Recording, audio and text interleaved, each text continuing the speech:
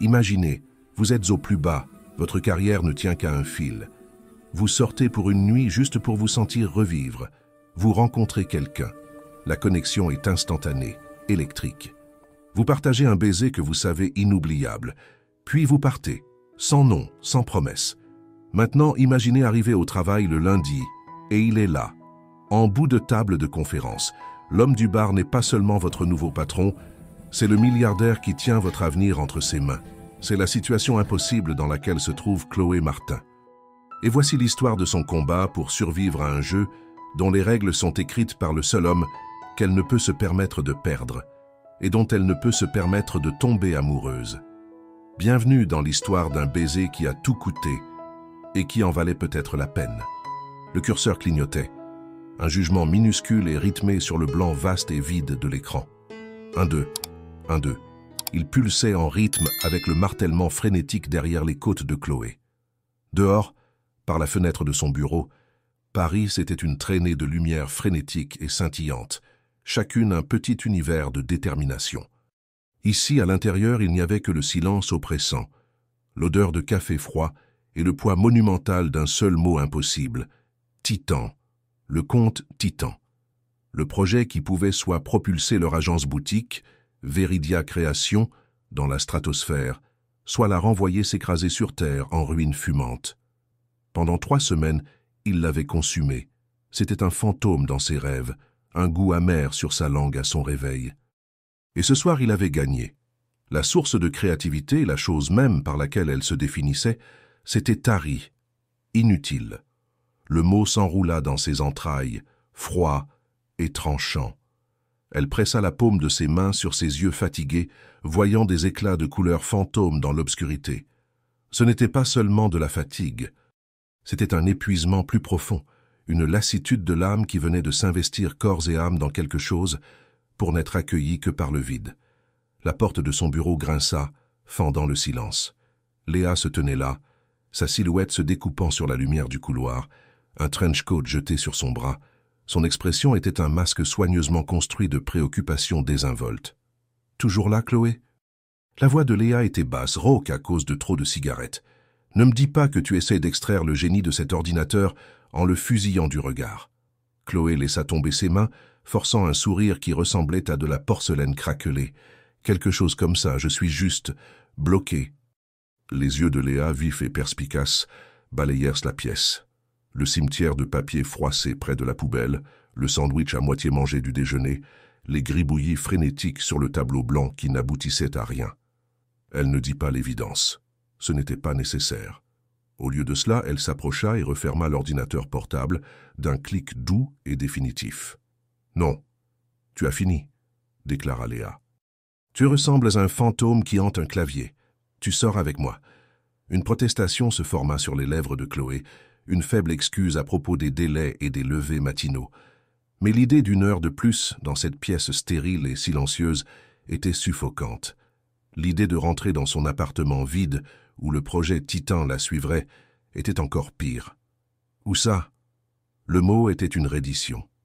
Un lent sourire triomphant s'étala sur le visage de Léa. À la folie de l'alchimiste, ils ont une nouvelle bouteille de scotch de 25 ans d'âge qui est censée te faire oublier ton propre nom. Et ce soir, mon ami, c'est exactement ce dont tu as besoin. 1 heure plus tard, Chloé avait l'impression d'être entrée dans une autre dimension. La folie de l'alchimiste n'était pas un bar, c'était un sanctuaire d'ombres et de secrets. L'air était épais de l'odeur de vieux cuir, de cire d'abeille et de quelque chose d'autre, quelque chose d'agrumé et de vif, comme une opportunité. Une faible lumière ambrée émanait de sources cachées, captant le scintillement des verres en cristal et la couleur riche du bar en acajou. Le son était un murmure bas et civilisé, le tintement des glaçons une percussion douce sous un saxophone lointain et mélancolique. Elle serra son verre, le whisky à l'intérieur une flaque d'or liquide. La traînée de feu qu'il laissa dans sa gorge fut un choc bienvenu pour son système, une secousse de chaleur qui commença à desserrer le nœud d'anxiété dans sa poitrine. « Tu vois ?» murmura Léa en sirotant son gin martini. « Mieux que les tableurs, non ?» Chloé réussit un vrai sourire cette fois, infiniment. Mais après 2 verres, le téléphone de Léa vibra pour une urgence de la part de sa petite amie notoirement dramatique. avec un flot d'excuses et un dernier ordre ferme de « rester et d'en prendre un de plus », elle disparut. Chloé était seule. Mais pour la première fois depuis des semaines, elle ne se sentait pas seule. Elle se sentait anonyme. Ici, elle n'était pas Chloé Martin, directrice de création au bord de l'échec. Elle était juste une femme en robe noire, sirotant un verre de whisky cher. Il y avait une liberté là-dedans. Elle décida de prendre ce verre de plus. En s'approchant du bar, une place se libéra près du coin. Elle se glissa sur le tabouret en cuir souple, la fraîcheur du matériau un choc agréable contre sa peau. « Un autre Macallan » demanda le barman, ses mouvements fluides et experts. Avant qu'elle ne puisse répondre, une voix à côté d'elle, profonde et douce comme le whisky qu'elle buvait, perça le faible bourdonnement de la pièce. « Mettez-en deux, et donnez-lui le 25 ans cette fois, sur mon compte. » Chloé se tourna. L'homme qui avait parlé était accoudé au bar, un bras nonchalamment drapé sur le bois poli. Il n'était pas seulement beau, ce mot était trop simple, trop plat. Il était construit. Comme un chef-d'œuvre d'angle et d'ombre. Une veste de costume sombre, impeccablement taillée, était ouverte sur une chemise blanche impeccable, sans cravate. Ses cheveux étaient de la couleur de minuit, artistement décoiffés, comme s'il venait de passer ses mains dedans par frustration ou par passion. Mais ce furent ses yeux qui la captivèrent. Ils étaient d'un gris saisissant, comme une mer d'orage, et ils étaient fixés sur elle avec une intensité intelligente et déconcertante. Une bouffée de chaleur lui monta au cou. Il pense que je n'en ai pas les moyens. Merci, mais je peux payer mes propres verres. Son ton était plus froid qu'elle ne l'avait voulu. Un fantôme de sourire effleura ses lèvres, un sourire qui n'atteignit pas tout à fait ses yeux sérieux. Je n'en doute pas. Mais je célèbre une victoire, et le faire seul semble creux. Faites-moi ce plaisir. Il ne demandait pas. Il lançait un défi. Le barman posa les deux verres entre eux. Le liquide à l'intérieur était plus sombre, plus riche. Elle pouvait sentir la tourbe et le chêne de là où elle était assise. Elle regarda du verre à son visage. Une légère ombre de barbe parcourait sa mâchoire, contrastant fortement avec la coupe raffinée de son costume. « C'est une erreur », murmura une petite voix saine dans son esprit. Une erreur magnifique et enivrante. Elle prit le verre. « À la victoire, alors !» Il leva le sien. « À la victoire !» Son regard ne la quitta jamais pendant qu'il buvait. Le whisky était sublime. Il avait le goût de la fumée, du caramel et du temps lui-même. Mais ce qui la fit vraiment frissonner, c'était la façon dont il la regardait, comme s'il pouvait voir au-delà de la robe noire et du visage courageux, jusqu'au fond de son cœur épuisé et effrayé.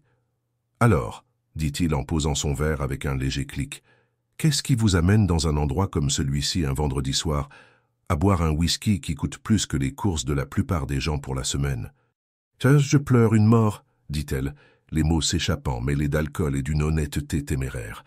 Il fronça légèrement les sourcils. « Mes condoléances. C'était un proche ?»« Ma créativité, avoua-t-elle, un rire amer lui échappant. Je crois qu'elle a finalement rendu l'âme. » Il ne rit pas. Il n'offrit pas de platitude. Il la regarda simplement, son expression indéchiffrable. « La créativité n'est pas une bougie, dit-il, sa voix s'abaissant. Elle ne peut pas s'éteindre, c'est un feu. Parfois, il a juste besoin du bon combustible. » Son intensité était une force physique, l'attirant. Ils parlèrent pendant ce qui sembla être des minutes et des heures. Il ne lui dit jamais son nom. Elle ne lui offrit jamais le sien. Il ne lui demanda pas ce qu'elle faisait, et elle ne lui demanda pas quelle victoire il célébrait. Ils parlèrent de la pression des attentes, de la terreur silencieuse de la page blanche, de l'attrait séduisant de l'abandon et du refus obstiné de le faire. Il parlait avec une autorité tranquille, un homme habitué au poids du commandement, pourtant ses aperçus de son monde étaient incroyablement justes. Il comprenait. D'une manière que personne, pas même Léa, ne pourrait jamais comprendre, cet étranger comprenait la guerre qu'elle menait en elle-même. L'espace entre eux s'était rétréci, l'air devenant épais et chargé. Elle pouvait maintenant sentir son parfum, une fragrance propre et fraîche comme l'air froid et la laine chère. Elle pouvait voir les ridules autour de ses yeux, la légère courbure de sa bouche quand il l'écoutait. Il tendit la main, ses doigts effleurant doucement une mèche de cheveux rebelles sur sa joue. Son contact était électrique, une étincelle sur sa peau qui sembla voyager directement jusqu'à son cœur. Son souffle se coupa. Le faible martèlement dans sa poitrine était de retour, mais cette fois ce n'était pas de l'anxiété. C'était tout autre chose, quelque chose de sauvage et de longtemps endormi. « Vous n'êtes pas à court d'idées », murmura-t-il, son pouce caressant sa mâchoire. Le léger frottement de sa peau contre la sienne était une friction exquise.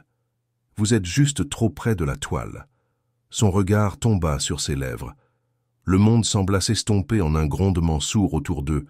Le saxophone, le bavardage, le cliquetis des verres, tout se dissolut, ne laissant que d'eux dans cette bulle de compréhension intense et tacite. « Rentre chez toi » hurla la voix saine. « Cet homme est dangereux. » Mais elle était si fatiguée d'être saine, si fatiguée d'être en sécurité. Elle se pencha en avant d'une fraction de centimètre. C'était toute l'invitation dont il avait besoin. Il combla la distance. Le premier contact de ses lèvres fut doux, interrogateur, un contraste saisissant avec le feu auquel elle s'attendait. Mais alors, elle entr'ouvrit les lèvres dans un léger soupir et le baiser s'approfondit, se transformant en un déluge de sensations. Ce n'était pas un baiser de conquête, mais de découverte. Il avait le goût du scotch, de l'assurance et d'une solitude qui reflétait la sienne. Sa main passa de sa mâchoire à sa nuque, ses doigts s'emmêlant dans ses cheveux, la maintenant fermement tandis qu'il explorait sa bouche avec une passion lente et délibérée qui fit faiblir ses genoux. Elle agrippa les revers de sa veste, le tirant plus près, s'ancrant à lui. C'était un baiser de reddition, un drapeau blanc hissé sur le champ de bataille de sa vie. Pour cet unique instant, il n'y avait pas de titan, pas de délai, pas d'échec. Il n'y avait que la chaleur solide de son corps, le goût enivrant de sa bouche, et la réalisation silencieuse et choquante qu'elle ne s'était jamais sentie aussi comprise par quiconque dans sa vie. Quand il se retira enfin, ils étaient tous les deux essoufflés. Ses yeux gris étaient sombres, orageux d'une émotion qu'elle ne pouvait nommer. Il appuya son front contre le sien, leur souffle se mêlant dans le petit espace entre eux. La panique, froide et vive, perça enfin la brume alimentée par le whisky. C'était trop réel. Ce moment parfait et anonyme menaçait de devenir quelque chose de plus, quelque chose qu'elle ne pouvait pas contrôler. Elle se recula brusquement, ses mains tombant de sa veste. La perte de contact fut une douleur physique. « Je dois y aller » murmura-t-elle, la voix tremblante. Un éclair de quelque chose, déception, confusion, traversa son visage avant d'être remplacé par un masque lisse et impénétrable. Bien sûr. Elle glissa du tabouret, ses jambes chancelantes. « Merci pour le verre. » Ce fut un plaisir. Il n'essaya pas de la retenir. Il ne lui demanda ni son nom ni son numéro. Il la regarda simplement, son expression un secret soigneusement gardé. Chloé se tourna et s'éloigna sans se retourner. Elle poussa la lourde porte en chêne et sortit dans l'air frais et humide de la nuit. Les lumières de la ville semblaient plus dures maintenant, les sons plus discordants. Elle héla un taxi, son corps tremblant, ses lèvres picotant encore du fantôme de son baiser. Une nuit, se dit-elle alors que le taxi filait dans les rues désertes. C'est tout ce que c'était, une nuit folle, parfaite, anonyme. Un souvenir à enfermer. Une histoire sans début ni fin. C'était mieux comme ça, plus sûr. La lumière du lundi matin était un crime. Elle transperçait les stores de son appartement avec une précision chirurgicale, trouvant le point exact sur ses paupières pour infliger un maximum de douleur. Chloé gémit, enfouissant son visage dans l'oreiller. Le coton frais était une petite miséricorde. Sa tête battait au rythme d'une douleur sourde et persistante, une gueule de bois qui ressemblait moins à l'effet de l'alcool qu'à une manifestation physique du regret. Pas du regret. La pensée fut immédiate, une correction féroce d'une partie plus profonde d'elle-même. Non, ce n'était pas du regret. C'était une douleur différente, une prise de conscience. Le souvenir du baiser était une empreinte vive et en haute définition sur ses sens.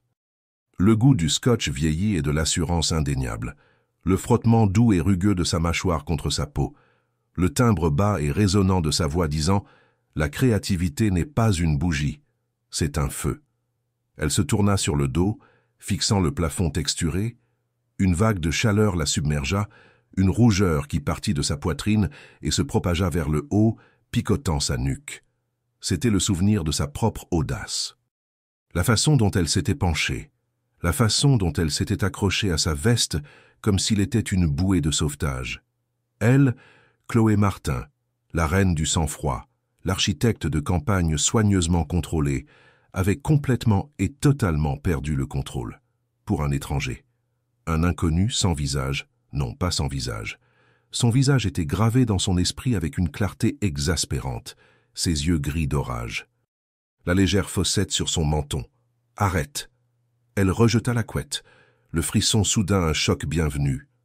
L'appartement était silencieux, à l'exception du bourdonnement du réfrigérateur.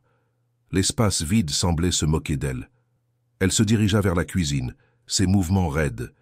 La lumière clignotante de la machine à café était un petit phare de normalité insistant.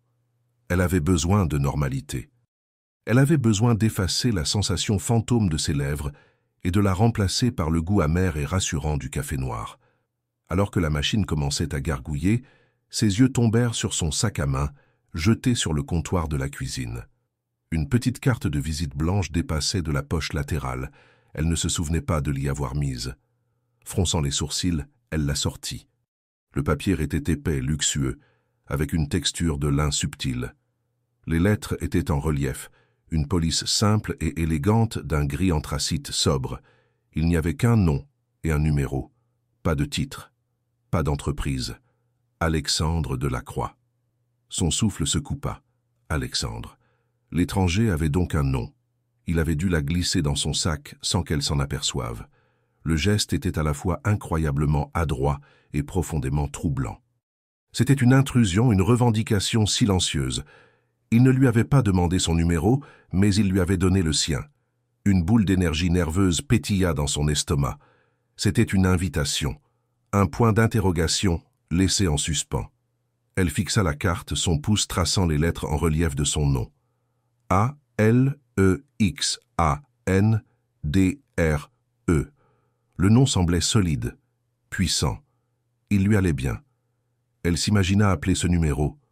Que dirait-elle? « Bonjour, vous ne me connaissez pas, mais vous m'avez offert un verre et ensuite vous m'avez embrassé à en perdre la raison, et je ne peux pas m'empêcher d'y penser. » Cette pensée lui envoya une autre vague de chaleur. D'un mouvement soudain et décidé, elle se tourna et glissa la carte sous un aimant de réfrigérateur, la cachant derrière le menu d'un restaurant à emporter, loin des yeux, loin du cœur. Aujourd'hui, il n'y avait pas d'Alexandre. Il n'y avait que Titan. Le feu dont il avait parlé devait être réel, pas seulement une phrase poétique murmurée dans un bar sombre. Elle avait une carrière à sauver. Veridia Création semblait différente ce matin. L'agitation habituelle du lundi matin, faite de bavardages et d'énergie caféinée, avait été remplacée par un silence tendu et anxieux. Les gens parlaient à voix basse, leurs yeux se tournant nerveusement vers les murs de verre de la salle de conférence principale. Quelque chose se passait. Léa l'intercepta près de la machine à café, le visage pâle, son esprit sardonique habituel, visiblement absent. « Ils sont là », murmura Léa, la voix tendue. Elle n'eut pas besoin de préciser. Ils, c'étaient les clients, les décideurs du groupe Titan. Les mastodontes anonymes de l'entreprise qui tenaient l'avenir de Veridia entre leurs mains. Tout le conseil d'administration, demanda Chloé, son propre estomac se nouant. Sa gueule de bois fut instantanément oubliée, remplacée par une montée d'adrénaline pure. « Pire, » dit Léa, les yeux écarquillés, « la décision finale n'est pas prise par un conseil, c'est une seule personne, le nouveau directeur des acquisitions. Apparemment, c'est une légende. Un requin. On l'appelle l'exigence Delacroix, parce qu'aucun projet n'obtient son approbation s'il n'est pas impeccable. Delacroix. Le nom frappa Chloé comme un coup de poing. L'air lui manqua. Non, ce n'était pas possible. C'était un nom courant, une coïncidence. Son cœur commença à marteler contre ses côtes, un oiseau frénétique et piégé. Sa main, tenant sa tasse de café, se mit à trembler. « Ça va, Chloé ?»« On dirait que tu as vu un fantôme, » dit Léa, les sourcils froncés d'inquiétude. « Ça va, » mentit Chloé, les mots ayant un goût de cendre. Juste nerveuse. Elle posa la tasse avant de la faire tomber, la céramique cliquetant bruyamment dans le silence tendu. La porte de la salle de conférence s'ouvrit. Alain, le fondateur de leur agence, et un homme qui dégageait habituellement un calme imperturbable, sortit. Son visage était livide. Il regarda droit vers Chloé. « Ils sont prêts pour vous, dit-il, la voix tendue. Il a spécifiquement demandé que ce soit vous qui présentiez. Il. Le mot flotta dans l'air, un glas funèbre. Marcher vers cette salle de conférence fut le plus long voyage de sa vie. Chaque pas était un effort conscient. Son portfolio semblait être une plaque de plomb dans ses mains. Le sol en béton poli reflétait son image déformée, une femme marchant vers sa propre exécution. Elle pouvait sentir tous les yeux du bureau dans son dos, un mélange d'espoir et de pitié. Elle poussa la lourde porte en verre. La pièce était caverneuse, dominée par une longue table en bois sombre. Plusieurs personnages en costume étaient assis de l'autre côté, leur visage impassible. Mais le regard de Chloé fut attiré, comme par une force magnétique inéluctable, vers l'homme assis en bout de table. Il était tourné de côté, parlant à voix basse à l'homme à côté de lui. Mais elle n'avait pas besoin de voir son visage. Elle connaissait la carrure de ses larges épaules, la coupe de ce costume anthracite sur mesure, la façon dont ses cheveux sombres captaient la lumière, puis, comme s'il sentait sa présence, il se tourna. Ses yeux gris d'orage croisèrent les siens à travers la vaste étendue de la table. Pendant une seule seconde à couper le souffle, le monde disparut. Il n'y avait pas de salle de conférence, pas de costume, pas de carrière en jeu. Il n'y avait que lui, Alexandre, l'homme du bar. Mais la lueur de reconnaissance qui vacilla dans ses yeux fut instantanément éteinte, remplacée par un masque froid et impénétrable d'indifférence professionnelle. Il n'y avait aucune trace de leur secret partagé, aucun écho de l'intimité qu'ils avaient trouvée dans le noir. Il la regarda comme si elle était une parfaite inconnue, une subordonnée, un insecte à examiner au microscope. L'homme à côté de lui s'éclaircit la gorge. « Mademoiselle Martin, voici Monsieur Alexandre Delacroix, vice-président exécutif des acquisitions mondiales pour le groupe Titan. » Alexandre Delacroix inclina la tête d'une fraction de millimètre. Un geste de reconnaissance si minime qu'il en était presque une insulte. « Mademoiselle Martin, dit-il. » Sa voix était la même, mais entièrement différente. La chaleur avait disparu, effacée, ne laissant qu'un tranchant froid et autoritaire. « J'espère que vous avez quelque chose pour nous qui ne soit pas, et je cite, « sentimental ». Le sang quitta le visage de Chloé. Il utilisait ses propres mots contre elle, les mots qu'elle lui avait murmurés dans un moment de vulnérabilité et d'ivresse. Il lui disait, devant tout le monde, qu'il s'en souvenait, et que ça n'avait pas d'importance. Ce n'était pas un test pour voir si elle était brillante. C'était un jeu de pouvoir. Une fureur froide et dure commença à brûler à travers son choc initial. C'était une chaleur bienvenue, une force stabilisatrice. Il voulait la déstabiliser. Il voulait la voir s'effondrer. Très bien, on pouvait jouer à deux à ce jeu. Elle redressa les épaules, s'avança au bout de la pièce et posa son portfolio sur la table d'une main ferme et assurée.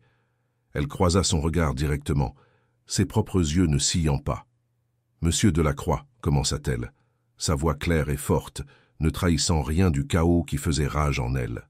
« Ce que j'ai pour vous n'est pas seulement une campagne, c'est une stratégie, une nouvelle direction, quelque chose qui redéfinira la marque Titan pour la prochaine décennie. » Elle soutint son regard un instant de plus, un défi silencieux. « Tu voulais un feu, pensa-t-elle, les mots une promesse et une menace silencieuse. Tu n'as aucune idée de ce que tu viens d'allumer. » L'air dans la salle de conférence était une chose tangible. Il était froid, recyclé, et si épais de tension inexprimée que Chloé sentait qu'elle devait le fendre à chaque respiration. De l'autre côté de l'étendue polie d'acajou, Alexandre Delacroix la regardait. Son immobilité était un art de prédateur. Il ne se penchait pas en avant. Il ne tapotait pas de stylo. Il était simplement assis, les mains jointes devant lui, ses yeux gris une surface plate et illisible. Il avait jeté le gant, et maintenant, il attendait de voir si elle aurait le cran de le relever. « Il s'attend à ce que je flanche », réalisa-t-elle. Cette pensée fut un éclat de glace dans ses veines, mais elle aiguisa sa concentration. Il s'attendait à voir la femme du bar, l'artiste vulnérable et imbibé de whisky, se lamentant sur sa muse perdue. Il attendait qu'elle rougisse, qu'elle bégait, qu'elle trahisse l'intimité qu'ils avaient partagée. Il avait transformé ses propres mots en armes, changeant son moment de confession en une pique professionnelle. Mais la femme qui se tenait à la tête de cette table n'était pas la femme de la folie de l'alchimiste. Cette femme avait été abandonnée quelque part entre la dernière gorgée de scotch et les premiers rayons brutaux du soleil de lundi. Voici Chloé Martin, directrice de création. Et cette pièce, cette présentation, était son champ de bataille. Elle prit une respiration lente et délibérée, se laissant recentrer. Elle détourna son regard du sien, le faisant passer sur les autres visages à la table, des hommes dans la cinquantaine et la soixantaine, leurs expressions allant de l'ennui au scepticisme. Ils étaient les seconds rôles. Alexandre Delacroix était le seul public qui comptait. La marque Titan, commença-t-elle, sa voix résonnant d'un calme qu'elle ne ressentait pas, a toujours été synonyme de force, de fiabilité, de puissance. Elle cliqua sur la télécommande dans sa main, et la première diapositive apparut sur l'immense écran derrière elle. C'était le logo actuel de Titan, audacieux et imposant. C'est une forteresse, solide, impénétrable. Mais sur le marché d'aujourd'hui, une forteresse peut aussi être perçue comme une prison. Vieille, rigide, dépassée. Elle sentait ses yeux sur elle, une pression physique sur sa peau. Elle refusa de le regarder. Le paysage de la consommation a changé. Les gens ne veulent pas seulement un produit qui fonctionne. Ils veulent un produit qui les comprenne. Ils ne veulent pas d'un monologue d'une société sans visage. Ils veulent un dialogue. Ils veulent voir l'humanité derrière la machine. Elle passa à la diapositive suivante. C'était un écran blanc. Un hoquet, doux mais audible, vint de quelqu'un au bout de la table. Alain s'agita nerveusement sur sa chaise. « Ma proposition n'est pas de démolir la forteresse, » continua Chloé, sa voix baissant légèrement, les attirant. « C'est d'ouvrir les portes. Nous n'allons pas faire un rebranding avec un nouveau logo ou un slogan accrocheur et creux. Nous allons lancer le projet humain Titan. » Elle marqua une pause, laissant le silence planer dans l'air, un risque délibéré et calculé. Elle se permit enfin de croiser le regard d'Alexandre. Son expression n'avait pas changé, mais elle vit quelque chose vaciller au fond de son regard, une étincelle de quelque chose. Pas de la surprise, plutôt de la curiosité. Le prédateur avait incliné la tête. La campagne mettra en vedette une série de courts-métrages de style documentaire. Nous n'utiliserons pas d'acteurs. Nous mettrons en scène de vraies personnes, utilisant la technologie Titan pour accomplir des choses extraordinaires. Un médecin dans un village reculé, utilisant un satellite alimenté par Titan pour réaliser une opération chirurgicale vitale. Un jeune artiste utilisant notre logiciel pour créer un chef-d'œuvre numérique. Une équipe de scientifiques utilisant nos processeurs de données pour cartographier le génome humain. Elle sentit l'énergie dans la pièce changer. L'ennui s'était évaporé, remplacé par une attention réticente. « Le slogan, dit-elle, la voix remplie d'une passion qu'elle ne pouvait plus contenir, n'est pas une affirmation. C'est une question. » Elle cliqua une dernière fois sur la télécommande. 4 mots simples apparurent sur l'écran blanc. « Que construirez-vous » Le silence qui suivit fut différent. Il n'était pas tendu. Il était contemplatif. Elle avait réussi.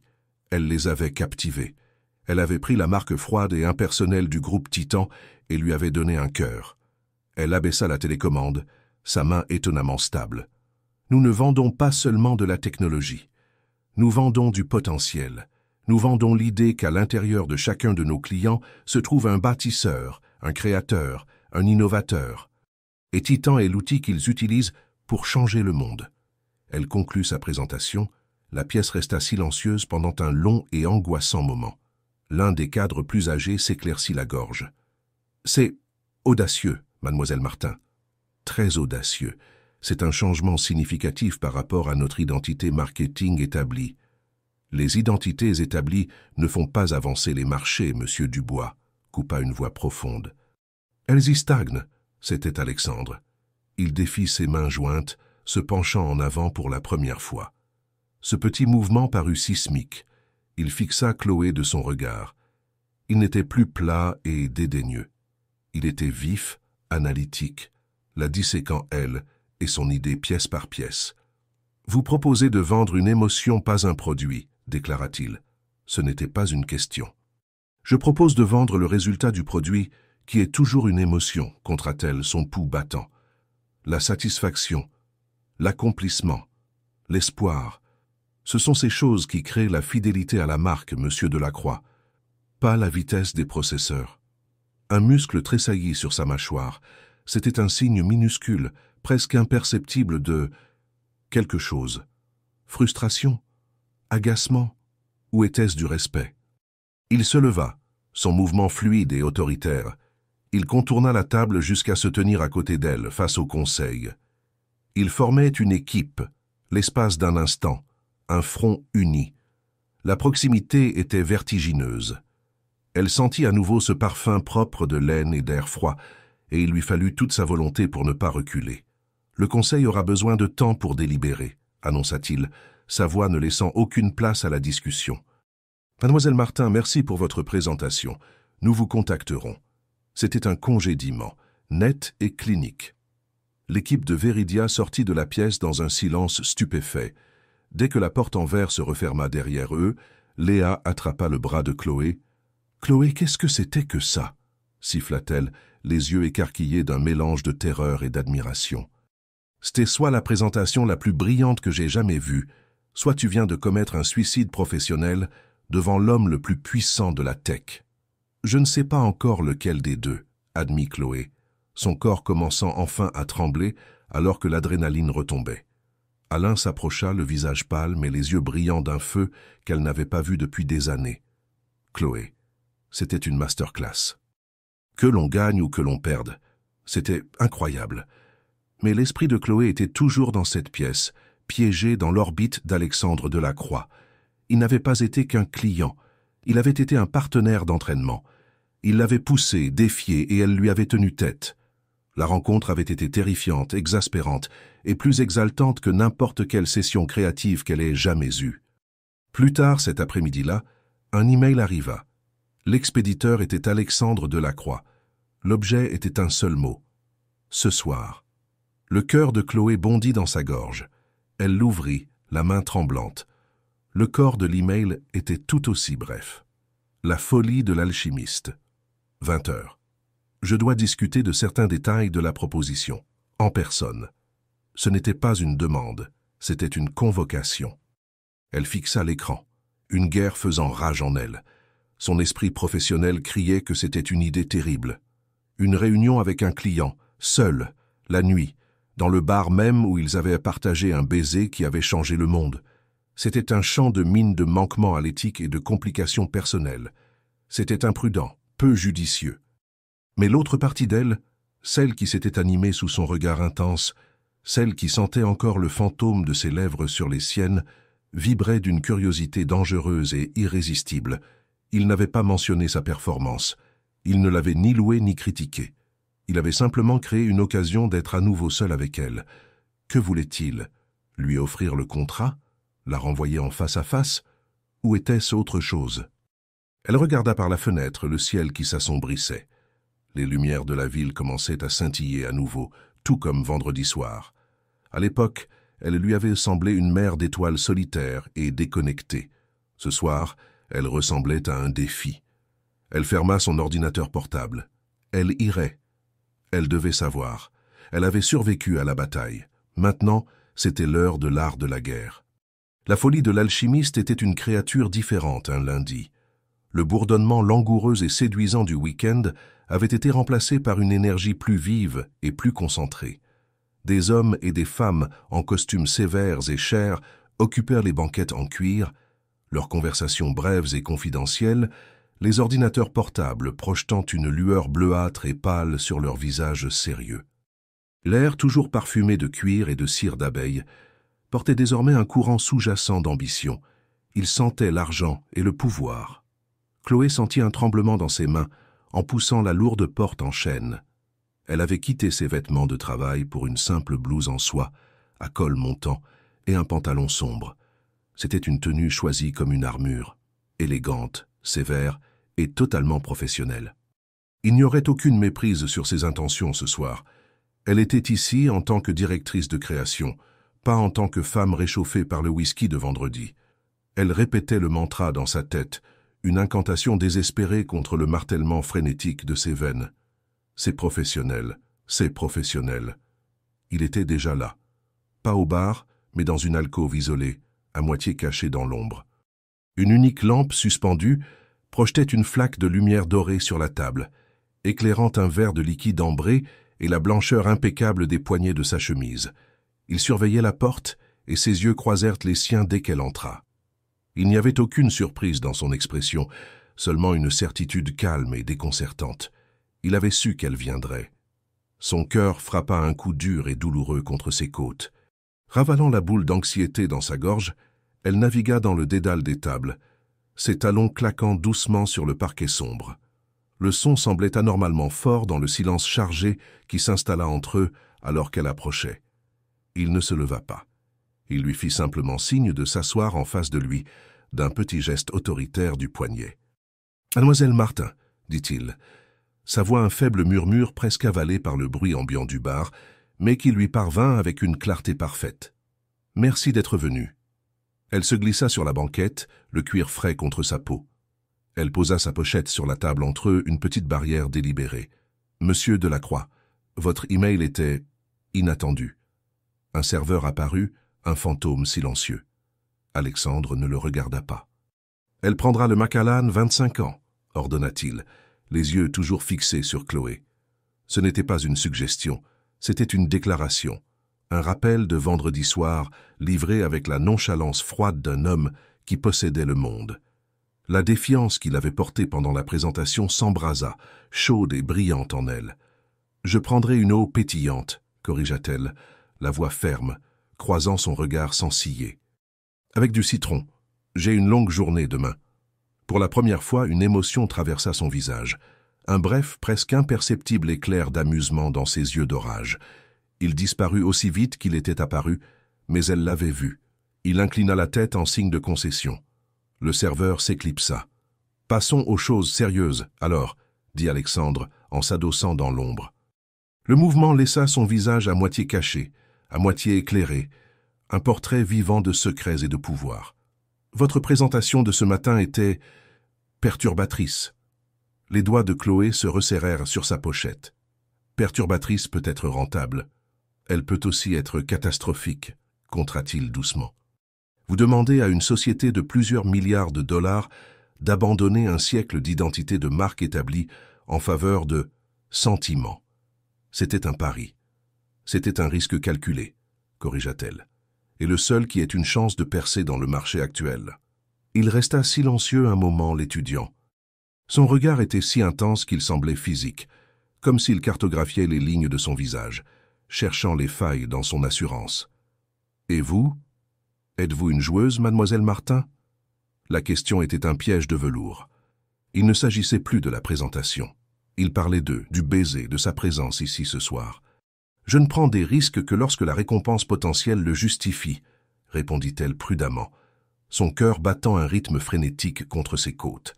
« C'est professionnel. » Le serveur revint avec son eau et un nouveau whisky pour Alexandre. Il attendit que l'homme soit parti avant de reprendre la parole. « Le conseil est divisé, » dit-il en faisant tourner le liquide ambré dans son verre. Les glaçons s'entrechoquèrent, un son solitaire et fragile. Dubois et la vieille garde pensent que vous êtes une arriviste imprudente qui veut transformer Titan en œuvre de charité. Les plus jeunes membres voient le potentiel. Ils sont intrigués, mais ils ont aussi peur. « Et vous ?» demanda-t-elle, la question s'échappant avant qu'elle ne puisse la retenir. « Quelle est votre position, monsieur Delacroix ?» Il prit une lente gorgée de son whisky, ses yeux ne la quittant jamais par-dessus le bord du verre. Le silence s'étira, tendu et angoissant. Il la faisait attendre. Il savourait. « Ma position, » dit-il enfin, posant le verre avec un clic doux et définitif, « et que j'ai besoin de plus. Votre présentation était conceptuellement brillante, mais ce n'était que ça, un concept, une belle idée abstraite. J'ai besoin de savoir si vous, Chloé Martin, avez la force de la mettre en œuvre. Ce n'est pas une petite campagne locale, c'est un repositionnement mondial. Ce sera une guerre. Il y aura des résistances internes, des coupes budgétaires, des délais impossibles. Ils essaieront de vous briser. » Sa voix avait baissé jusqu'à un murmure, intime et menaçant. « Donc, la question n'est pas de savoir si votre idée est bonne. La question est, l'êtes-vous » L'intensité brute de sa question lui coupa le souffle. Ce n'était pas une réunion de clients. C'était un interrogatoire, une épreuve du feu. Il creusait au-delà de sa façade professionnelle, cherchant son essence. Oui, dit-elle, la voix basse mais inébranlable. Elle croisa son regard, mettant toute sa conviction dans ce seul mot. Il se pencha à nouveau en avant, sortant de l'ombre pour entrer dans la lumière. Son visage était dur, son expression mortellement sérieuse. « Prouvez-le. »« Comment » souffla-t-elle, son esprit s'emballant. « Le groupe Titan n'attribuera pas ce contrat à Veridia Création, dit-il. Le sang quitta le visage de Chloé. Une sensation froide et nauséeuse la submergea. C'était fini. Elle avait perdu. Elle avait joué et tout perdu. L'humiliation fut un coup physique, lui coupant le souffle.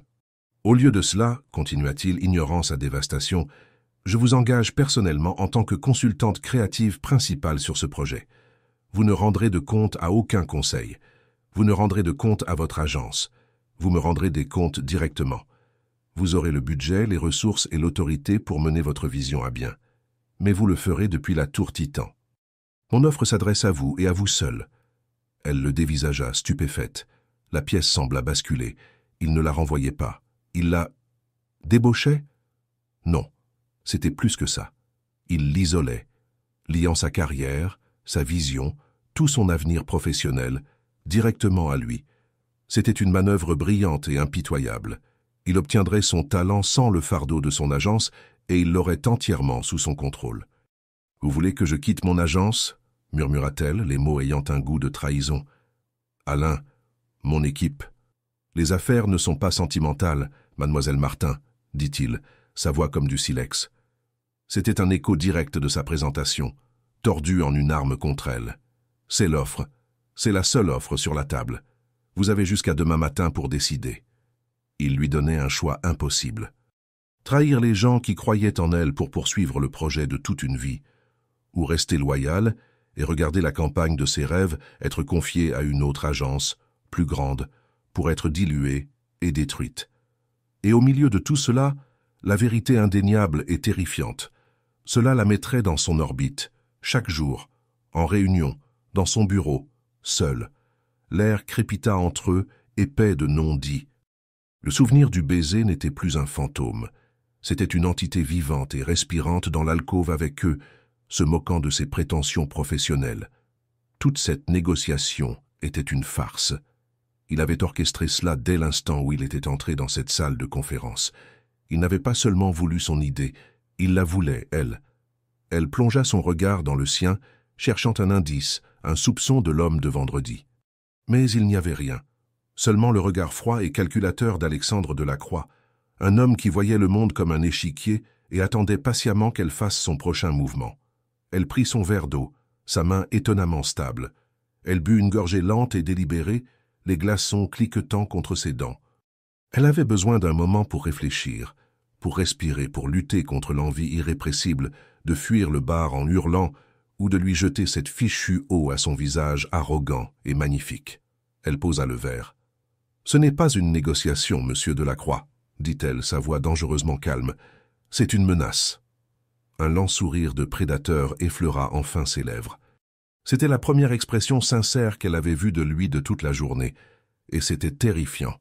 « Je suis heureux que nous nous comprenions, » dit-il. Quitter la folie de l'alchimiste, c'était comme remonter à la surface après avoir été maintenu sous l'eau. Chloé poussa la porte en chaîne, et l'air frais de la nuit la frappa comme une gifle, choquant ses sens, mais le chaos était intérieur. Le bruit de la ville, la sirène lointaine, le grondement d'un bus qui passe, la cacophonie de 100 conversations, était un rugissement sourd et étouffé comparé à la tempête qui faisait rage dans sa tête. C'est une menace. Ses propres mots lui revinrent en écho, avec un goût de vérité amère. Elle marcha, d'un pas rapide et sans but, les bras serrés autour d'elle, comme pour maintenir ensemble les morceaux de son sang-froid qui se brisaient. Elle n'héla pas de taxi. Elle avait besoin du rythme punitif de ses talons sur le pavé, de l'acte physique de bouger, pour ne pas s'effondrer complètement. Il ne lui avait pas seulement offert un emploi. Il lui avait présenté une cage dorée, le projet de toute une vie, le genre d'opportunité de carrière dont les créatifs ne font que rêver, était l'appât. Et le piège. Lui, Alexandre Delacroix, son contrôle, sa proximité, sa capacité déconcertante à voir à travers elle. Son esprit rejouait la scène dans l'alcôve, disséquant chaque mot, chaque micro-expression. L'indifférence froide dans la salle de conférence, l'intimité calculée dans le bar, le sourire de prédateur qui avait finalement percé son masque. Tout cela n'était qu'une performance, une campagne magistralement orchestrée par lui, conçue pour déstabiliser et conquérir. Il avait évalué ses faiblesses, sa passion pour son travail, son ambition, l'étincelle indéniable d'attraction entre eux, et les avait exploitées avec une précision impitoyable. Et le pire, la partie la plus humiliante, la plus exaspérante, ça marchait. Une partie d'elle, la partie saine, rationnelle, loyale qui appréciait son équipe et son intégrité, lui hurlait de fuir, de l'appeler le matin et de lui dire de prendre sa proposition indécente et de se la garder, de rester avec Alain et Léa, de se battre pour Veridia, de choisir l'honneur plutôt que l'opportunité. Mais une autre partie d'elle, une partie plus sombre, plus ambitieuse, plus téméraire, lui murmurait un contre-argument séduisant. C'était la partie d'elle qui avait goûté à la victoire dans cette salle de conférence. La partie qui frémissait au défi dans ses yeux. C'était la partie qui savait, avec une certitude qui la glaçait jusqu'aux os, que personne d'autre ne pouvait exécuter le projet humain titan avec la vision requise. Entre les mains d'une autre agence, il serait dilué, aseptisé, une autre campagne d'entreprise sans âme. Son chef-d'œuvre, comme il l'avait appelé un jour, serait défiguré. Et sous tout cela, un courant plus profond et plus dangereux l'attirait. Le souvenir de son baiser, le sentiment terrifiant et exaltant d'être vraiment comprise par lui, ne serait-ce que pour quelques heures. L'offre ne concernait pas seulement le travail, elle le concernait, lui. C'était une chance de comprendre l'énigme, de rencontrer l'homme derrière le masque, de jouer son jeu sur son terrain.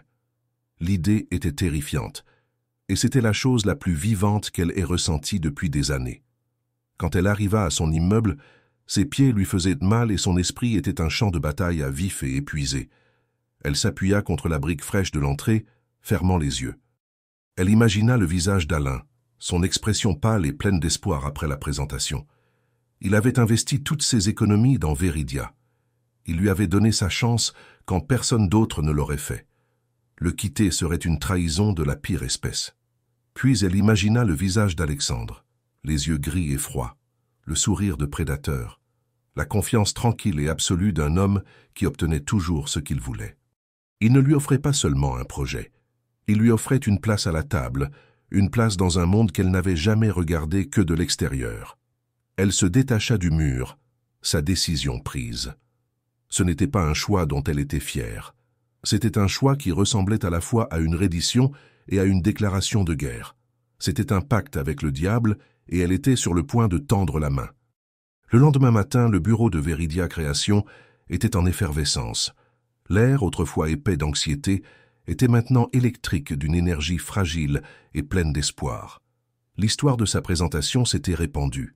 Elle était une héroïne, le David qui avait tenu tête à Goliath. Léa la rejoignit à son bureau, une tasse de café fumant à la main, les yeux brillants. « Des nouvelles ?» murmura-t-elle, vibrant presque d'impatience. « Tu as eu des nouvelles ?» Le cœur de Chloé se serra. Le mensonge qu'elle s'apprêtait à dire avait le goût de l'acide sur sa langue. « Pas encore, » dit-elle, forçant un petit sourire crispé. « Ils ont dit qu'ils me contacteraient. » Le plus difficile fut Alain. Il l'appela dans son bureau, le visage illuminé d'une fierté paternelle qui lui serra l'estomac de culpabilité. « Chloé » dit-il, la voix épaisse d'émotion. « Quoi qu'il arrive, je veux que tu saches à quel point je suis fier. Hier, tu m'as rappelé pourquoi j'ai lancé cette agence. Pour l'amour de l'idée. » La culpabilité était un poids physique, lui oppressant la poitrine, lui rendant la respiration difficile. « Les affaires ne sont pas sentimentales. » La voix d'Alexandre résonna dans son esprit. La phrase, autrefois un bouclier, ressemblait maintenant à une malédiction. Elle attendit jusqu'à 11h59 précise, 1 minute avant l'échéance tacite. Elle se retira dans la cage d'escalier vide, les murs froids en béton, un décor approprié pour l'acte qu'elle s'apprêtait à commettre. Elle sortit son téléphone, son pouce planant au-dessus du bouton d'appel à côté du nom Alexandre Delacroix. Son cœur martelait contre ses côtes, elle était au bord du précipice. Elle appuya sur le bouton. Il répondit à la première sonnerie. « Delacroix » Sa voix était nette, impersonnelle, comme s'il recevait 1000 appels par jour. « C'est Chloé Martin », dit-elle, sa propre voix lui paraissant faible et lointaine. Un temps de silence. Elle pouvait l'imaginer dans son bureau, dominant la ville, contemplant son royaume. « Mademoiselle Martin, dit-il, le ton inchangé, j'espère que vous avez une réponse pour moi. » Elle ferma les yeux, s'agrippant à la rampe en métal froid de l'escalier. Elle prit une inspiration. « J'accepte votre offre. » Une autre pause, plus longue cette fois. Elle entendit le faible bruit d'un stylo posé sur une surface dure. « Je m'y attendais, dit-il. » Il n'y avait aucun triomphe dans sa voix, aucune satisfaction, juste un constat. « Mon assistante, mademoiselle Lambert, vous contactera pour les détails de votre contrat. Votre badge de sécurité sera prêt cet après-midi. Votre bureau est au 48e étage, à côté du mien. Soyez ici à 8 heures demain matin. » Et puis il raccrocha. La tonalité bourdonna à son oreille, un son plat et final. C'était fait. Elle appuya sa tête contre le mur froid en parpimpin, une vague de nausée la submergeant. Elle venait de vendre son âme pour avoir la chance de construire son chef-d'œuvre. L'annoncer à Alain fut l'une des choses les plus difficiles qu'elle ait jamais faites. Elle ne mentit pas. Elle n'enjoliva pas. Elle lui dit la vérité, la voix calme et posée, bien que chaque mot ressemblât à une trahison. Il écouta sans l'interrompre, son visage perdant lentement ses couleurs, la lueur d'espoir dans ses yeux s'éteignant jusqu'à ce qu'ils deviennent ternes et vides. Quand elle eut fini, il resta longtemps silencieux, fixant ses mains sur son bureau. « Je vois, » dit-il enfin, la voix creuse. Il ne voulait pas seulement la campagne, il voulait la créatrice. Il leva les yeux vers elle, et ce qu'elle vit dans son regard était pire que la colère. C'était une déception profonde et amère. « Je ne peux pas rivaliser avec ça, Chloé. J'espère que tu sais ce que tu fais. » Elle quitta le bureau ce soir-là sans dire au revoir à personne d'autre. La nouvelle se répandrait assez vite. Elle vida son bureau dans une seule petite boîte, ses effets personnels semblant pathétiques et déplacés. En traversant l'open space vide, l'énergie pleine d'espoir du matin avait été remplacée par un silence morne. Elle pouvait sentir le poids des conversations chuchotées, des regards confus et blessés. En sortant de l'ascenseur et en entrant dans le hall de son ancienne vie, elle ressentit un profond sentiment de perte. Elle avait fait son choix. Mais alors qu'une voiture noire, élégante et incroyablement chère s'arrêtait au trottoir, une voiture qu'elle n'avait pas appelée, elle sut que sa nouvelle vie commençait déjà. La portière arrière s'ouvrit. Un chauffeur en costume sombre lui fit un signe de tête. Son téléphone vibra. Un SMS d'un numéro inconnu. « Bienvenue chez Titan. Votre voiture est là. » Elle prit une profonde inspiration, l'air de la ville lui semblant rare et piquant. Elle monta dans la voiture. La portière se referma avec un bruit sourd et luxueux, la coupant du monde qu'elle venait de quitter. Alors que la voiture s'engageait silencieusement dans la circulation, elle regarda par la fenêtre la ville scintillante et indifférente. Elle avait passé un pacte avec le diable, et demain elle entrerait tout droit dans son antre. Le hall de la tour Titan était conçu pour intimider. C'était une cathédrale de verre, d'acier et de marbre blanc, si vaste et silencieuse que le claquement des talons de Chloé sur le sol résonnait comme des coups de feu. Un plafond de 4 étages s'élevait au-dessus, et la lumière du matin qui filtrait à travers les baies vitrées était réfractée et stérile, dépourvue de chaleur. Les gens se déplacèrent dans l'espace avec une détermination feutrée et révérencieuse, leurs visages sombres et concentrés. Ce n'était pas un lieu de travail. C'était un temple dédié au dieu du commerce et du pouvoir.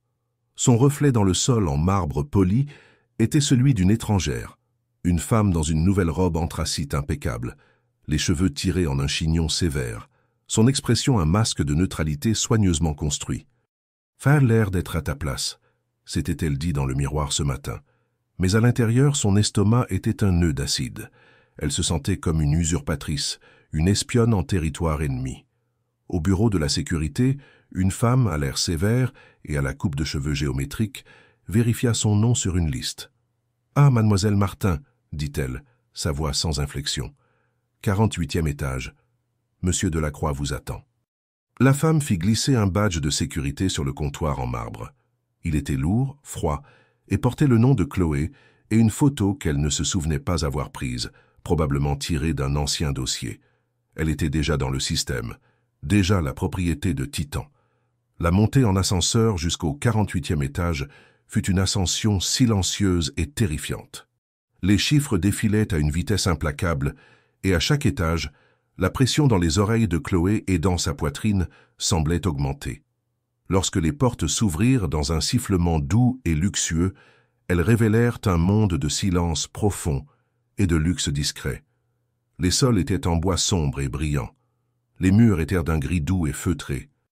Le seul art était la ville elle-même, encadrée par d'immenses fenêtres offrant une vue à couper le souffle divine sur le monde en contrebas. Une femme avec un carré blond et lisse et un sourire d'une sérénité déconcertante était assise à un grand bureau minimaliste. « Mademoiselle Martin, je suis Catherine Lambert, l'assistante de direction de Monsieur Delacroix. Bienvenue chez Titan. » Sa voix était un murmure placide et mélodieux. « Il termine juste un appel. Votre bureau est par ici. » Catherine la mena dans un court couloir silencieux. Elle désigna une porte sur la droite. « C'est vous ?» Puis elle montra une imposante double porte au bout du couloir. « Et ça, c'est Monsieur Delacroix. Il préfère que sa porte soit fermée à tout moment. » C'était un constat, mais il avait le poids d'un avertissement. Chloé entra dans son nouveau bureau. Elle eut le souffle coupé. Il était 2 fois plus grand que son ancien bureau chez Veridia, et tout un mur était une seule baie vitrée, offrant une vue panoramique qui s'étendait de la Seine à l'horizon lointain et brumeux. Un immense bureau en bois sombre se dressait, vide, au centre de la pièce, avec une chaise ergonomique et élégante. Il n'y avait aucune touche personnelle, aucun désordre. C'était un espace magnifique, stérile et profondément solitaire. Une cage dorée. Votre ordinateur et votre téléphone sont sur le bureau. Ils sont déjà synchronisés avec le réseau Titan, dit Catherine depuis le seuil. Monsieur Delacroix vous verra dans 5 minutes. Et puis elle partit, laissant Chloé seule avec le silence et la vue. Elle s'approcha de la fenêtre, posant sa paume contre le verre frais et épais. La ville en contrebas était un monde miniature de taxis jaunes pressés et de gens minuscules et insignifiants. De si haut, il était facile de se sentir détaché, puissant, intouchable. Était-ce ce que ressentait Alexandre Delacroix tous les jours? Son nouveau téléphone vibra sur le bureau. Une alerte de calendrier. 9h, 9h30. Projet humain Titan. Lancement. Lieu, bureau A Delacroix. C'est parti. Elle lissa sa robe, prit une profonde inspiration pour se calmer et sortit de son bureau. La courte distance jusqu'à sa porte lui parut des kilomètres. Elle leva la main pour frapper, mais hésita. Il préfère que sa porte soit fermée. Devait-elle attendre d'être convoquée? Avant qu'elle ne puisse se décider, la porte s'ouvrit brusquement. Alexandre se tenait là, le téléphone collé à l'oreille. Il portait un costume bleu marine sombre qui rendait ses épaules incroyablement larges, sa chemise blanche un contraste saisissant. Il avait l'air redoutable. Un roi dans son château. Non, l'accord est final. Liquidez les actifs avant la fin de la journée, dit-il au téléphone, la voix tranchante et sans pitié. Il croisa les yeux de Chloé par-dessus l'appareil, son expression illisible. Il leva un doigt, un ordre silencieux d'attendre, puis se retourna et rentra dans son bureau, laissant la porte entr'ouverte. Elle resta plantée dans le couloir comme une écolière, attendant devant le bureau du directeur. La démonstration de pouvoir désinvolte ne lui avait pas échappé. Il lui rappelait sa place. Un instant plus tard, il lança d'une voix sèche « Martin, entrez !» Elle poussa la porte et entra. Si son bureau était une cage, le sien était une salle du trône. Il était 2 fois plus grand, le bureau d'angle, avec 2 murs de verre du sol au plafond. Un bureau massif, encore plus grand que le sien, dominait l'espace. Derrière, une crédence basse abritait une collection de ce qui ressemblait à des sculptures abstraites. Il n'y avait pas de photos personnelles, pas de désordre, juste le pouvoir, distillé sous forme architecturale. Il se tenait près de la fenêtre, le dos tourné, regardant la ville. « Fermez la porte », dit-il sans se retourner. Elle obéit. La lourde porte se referma avec un clic, un son d'une finalité déconcertante. Le silence dans la pièce était absolu. « J'espère que votre intégration s'est bien passée », dit-il, sa voix un grondement bas et détaché. « Elle a été efficace », répondit-elle, sa propre voix posée. Il se retourna lentement. Ses yeux gris la balayèrent de la tête aux pieds, un regard rapide et expert qui lui donna l'impression d'être une nouvelle acquisition inspectée pour ses défauts. Bien. L'efficacité était notre monnaie ici. Il s'approcha de son bureau, mais ne s'assit pas. Il s'y adossa, croisant les bras sur sa poitrine. La posture était décontractée, mais l'effet était tout autre. C'était une pose d'autorité détendue et absolue. « Soyons clairs sur les termes de notre arrangement, mademoiselle Martin, » commença-t-il, sa voix baissant à ce même ton bas et intime qu'il avait utilisé dans le bar. C'était un choix délibéré, destiné à la déstabiliser. Votre idée était convaincante. Votre passion est un atout commercialisable. Mais ici, chez Titan, les idées et la passion ne valent rien sans exécution. Vous êtes ici pour une seule raison, livrer la campagne que vous avez présentée. Vous aurez toutes les ressources de cette entreprise à votre disposition. Vous aurez aussi toute mon attention. La façon dont il dit « toute mon attention » lui envoya un frisson le long de la colonne vertébrale. Cela sonnait moins comme une promesse de soutien que comme une menace de surveillance. Votre ancienne agence, Veridia, continua-t-il, se verra offrir un petit rôle de consultant sur le projet. Un geste symbolique, ils s'occuperont de la logistique mineure. Cela les maintiendra à flot, mais ils n'auront aucune contribution créative. Cela nous revient, à moi et à vous. Est-ce compris? Elle le dévisagea abasourdi. Il avait jeté une bouée de sauvetage à Alain. Une petite bouée de sauvetage insultante, mais une bouée de sauvetage quand même. C'était un acte de pitié calculé, conçu pour la mettre en dette envers lui. Une façon de dire « Vous voyez, je ne suis pas un monstre. Je suis un homme raisonnable. Maintenant, vous me devez quelque chose. » « Oui, » réussit-elle à dire, la gorge serrée. « Bien. » Il se détacha du bureau et se dirigea vers un coin salon dans le bureau. 2 fauteuils en cuir sévère et une table basse en verre. « Commençons. Présentez-moi vos 90 premiers jours. Je veux des échéanciers, des budgets et une liste de réalisateurs potentiels pour les films. Maintenant. » Pendant l'heure qui suivit, il la cuisina. Il était implacable, ses questions pointues et perspicaces. Il démolit son budget préliminaire, contesta son choix de cible démographique et remit en question chacune de ses hypothèses. Ce n'était pas hostile. C'était bien plus terrifiant que ça. C'était une dissection clinique et sans émotion de sa vision par un esprit aussi brillant qu'impitoyable. Et malgré tout, elle tint bon. Elle répliqua, défendant ses choix avec des données et de la logique, sa passion tempérée par un professionnalisme qui semblait le surprendre. Le déséquilibre de pouvoir initial commença à s'inverser, se transformant en un échange tendu et exaltant entre 2 esprits puissants. Elle sentit la rouille des dernières années s'écailler, son intellect vrombir, tournant à plein régime.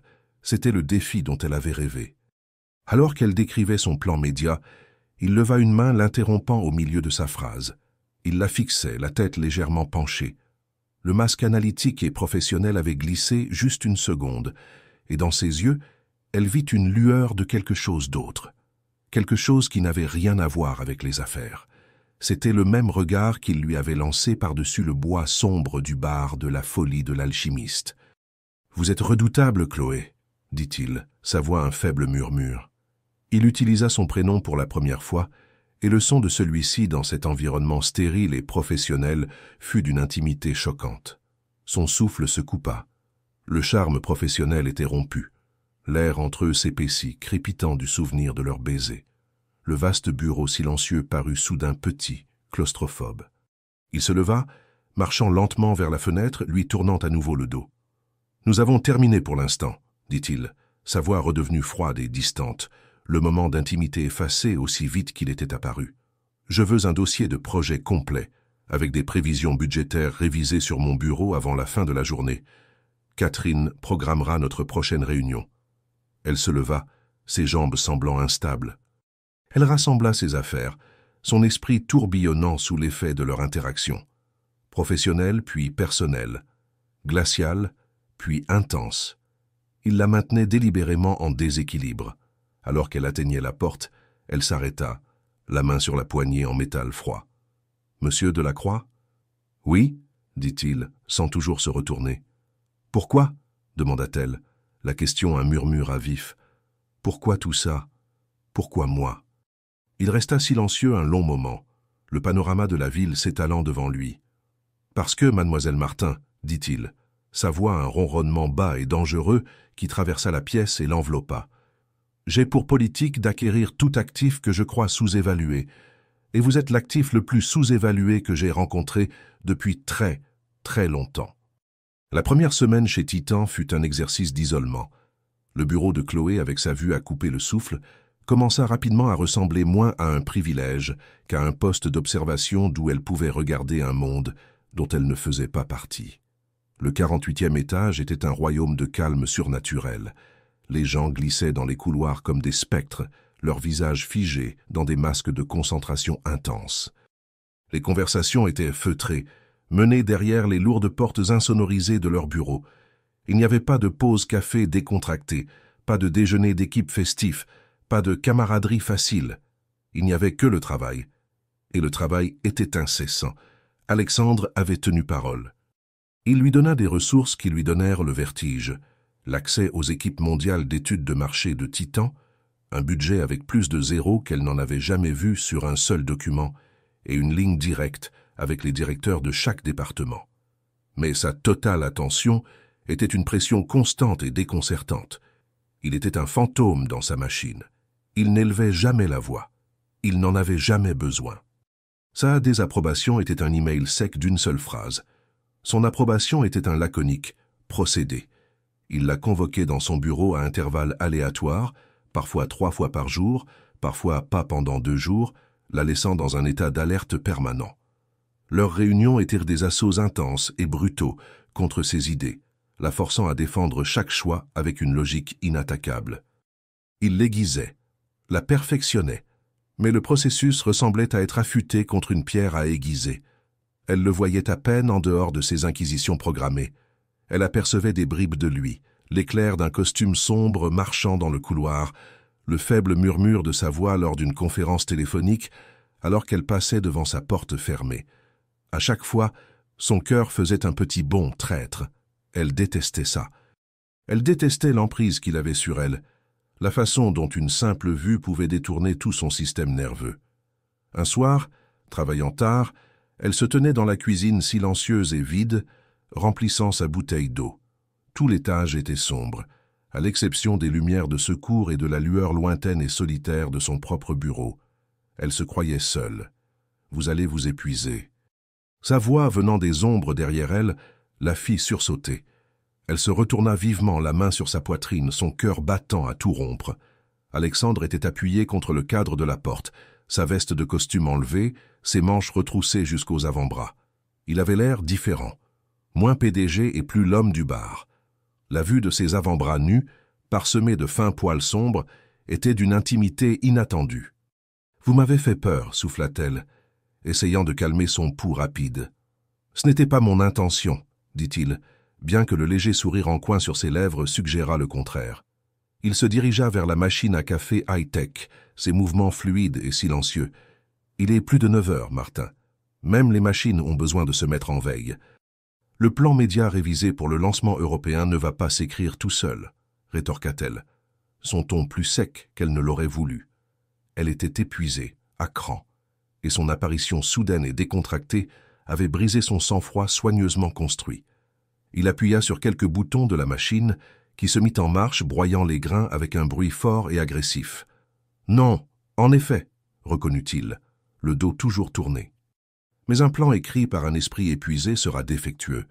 Vous, de toutes les personnes, devriez savoir que la créativité nécessite des périodes de jachère. » Il la citait à nouveau.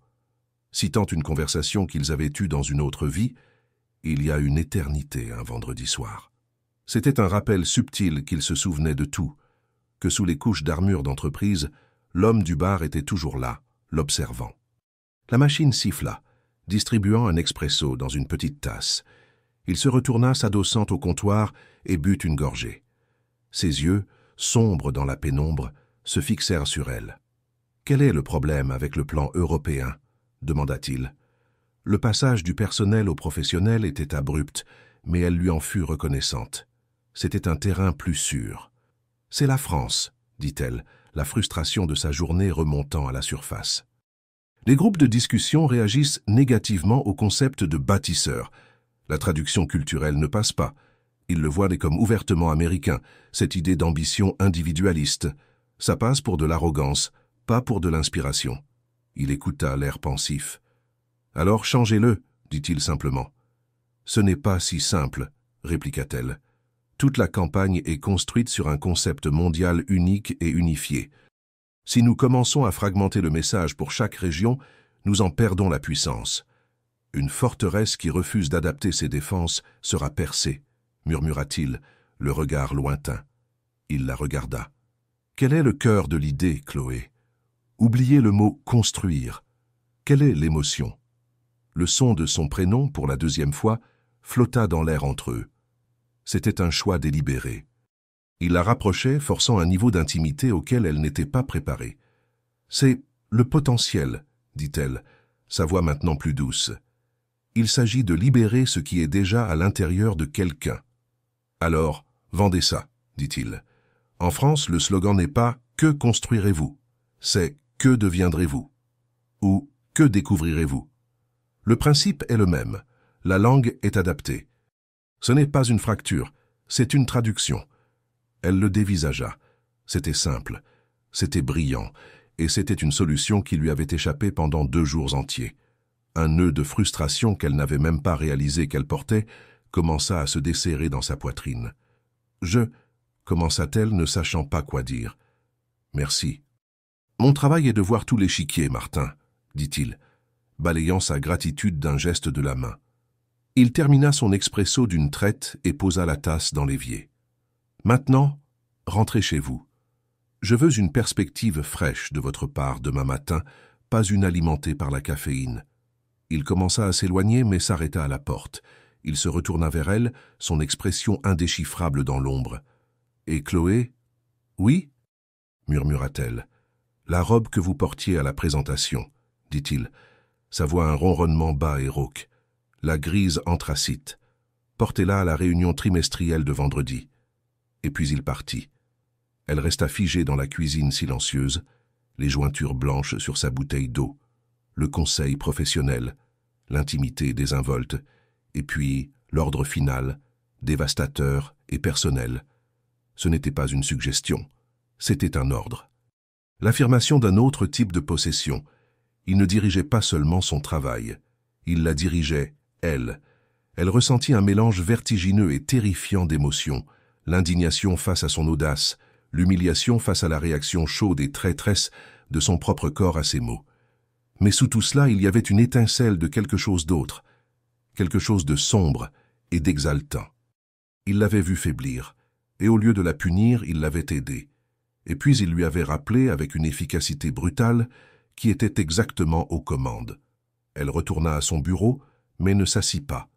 Elle fit son sac, ses mouvements raides. En descendant dans l'ascenseur, son reflet dans les murs en miroir montrait une femme aux joues rouges et aux yeux écarquillés d'une peur qui ressemblait dangereusement à de l'excitation. Le jeu avait changé. Il n'était plus seulement un fantôme dans la machine, il lui avait montré un aperçu de l'homme derrière le rideau, et elle savait, avec une certitude qui la ravissait et la terrifiait à la fois, qu'il voulait qu'elle le voie. Vendredi arriva avec un sentiment de catastrophe imminente. Chloé se tenait devant le miroir en pied de son appartement, la robe anthracite, une armure grise contre sa peau. C'était une belle robe, sobre, puissante, une pièce parfaite de couture d'entreprise. Mais en lissant le tissu sur ses hanches, elle la sentait moins comme un choix que comme un costume, un uniforme, son uniforme pour elle. Il n'en a pas le droit. La pensée était une pulsation chaude et rageuse dans son esprit, pas le droit de dicter ce qu'elle portait, pas le droit de brouiller les lignes entre le commandement professionnel et la possession personnelle. Elle avait presque osé le défier. Elle avait préparé un tailleur bleu marine parfaitement acceptable, symbole de sa propre autonomie. Mais à la fin, elle avait mis la robe anthracite. L'aveu de cette soumission avait le goût de la honte. Pourquoi? Était-ce la peur de sa désapprobation? Ou était-ce autre chose? Un désir plus sombre et plus compliqué de voir sa réaction, de jouer le prochain coup dans ce jeu déconcertant qu'il orchestrait. La réunion trimestrielle se tenait dans la salle de conférence principale, au 50e étage, un espace encore plus intimidant que le bureau d'Alexandre. Une table en marbre colossale, si polie qu'elle reflétait les visages sombres des 2 douzaines de cadres assis autour, dominait la pièce. C'étaient les titans du groupe Titan, la vieille garde, les gardiens de la forteresse. Et elle était là, pour les convaincre d'ouvrir les portes. Alexandre était déjà là, assis en bout de table. Il leva les yeux quand elle entra, et son regard la balaya. C'était un coup d'œil rapide, presque imperceptible, mais elle le sentit comme une marque au fer rouge. Ses yeux, froids et gris, croisèrent les siens pendant une seule seconde chargée. Il n'y eut pas de sourire, pas de signe manifeste d'approbation. Il y avait seulement une satisfaction calme et possessive, une reconnaissance silencieuse. Vous avez fait ce qu'on vous a dit. Elle prit place à 2 sièges de lui, sa place désignée. Son cœur battait la chamade, un contrepoint frénétique au silence lourd et expectant de la pièce. La réunion fut une affaire brutale. Les directeurs de département présentèrent leurs chiffres, leurs voix monotones, parlant de marge bénéficiaire et de logistique de la chaîne d'approvisionnement. Alexandre présidait le tout avec une précision glaciale et chirurgicale. Il écoutait attentivement, puis intervenait avec une question si pointue, si perspicace, qu'elle transperçait les couches de jargon d'entreprise pour exposer la vérité brute et peu flatteuse d'une situation. Il éviscéra un vice-président de la production tremblant pour une baisse de 2% de l'efficacité, sa voix ne s'élevant jamais au-dessus d'un ton calme et létal. Chloé regardait, un nœud de glace se formant dans son estomac. C'était l'homme avec qui elle avait passé un pacte, le requin. Puis ce fut son tour. « Et maintenant, » annonça Alexandre, sa voix la tirant de ses pensées, « Mademoiselle Martin va présenter le cadre initial et l'avancement du projet humain Titan. » Tous les yeux de la pièce se tournèrent vers elle.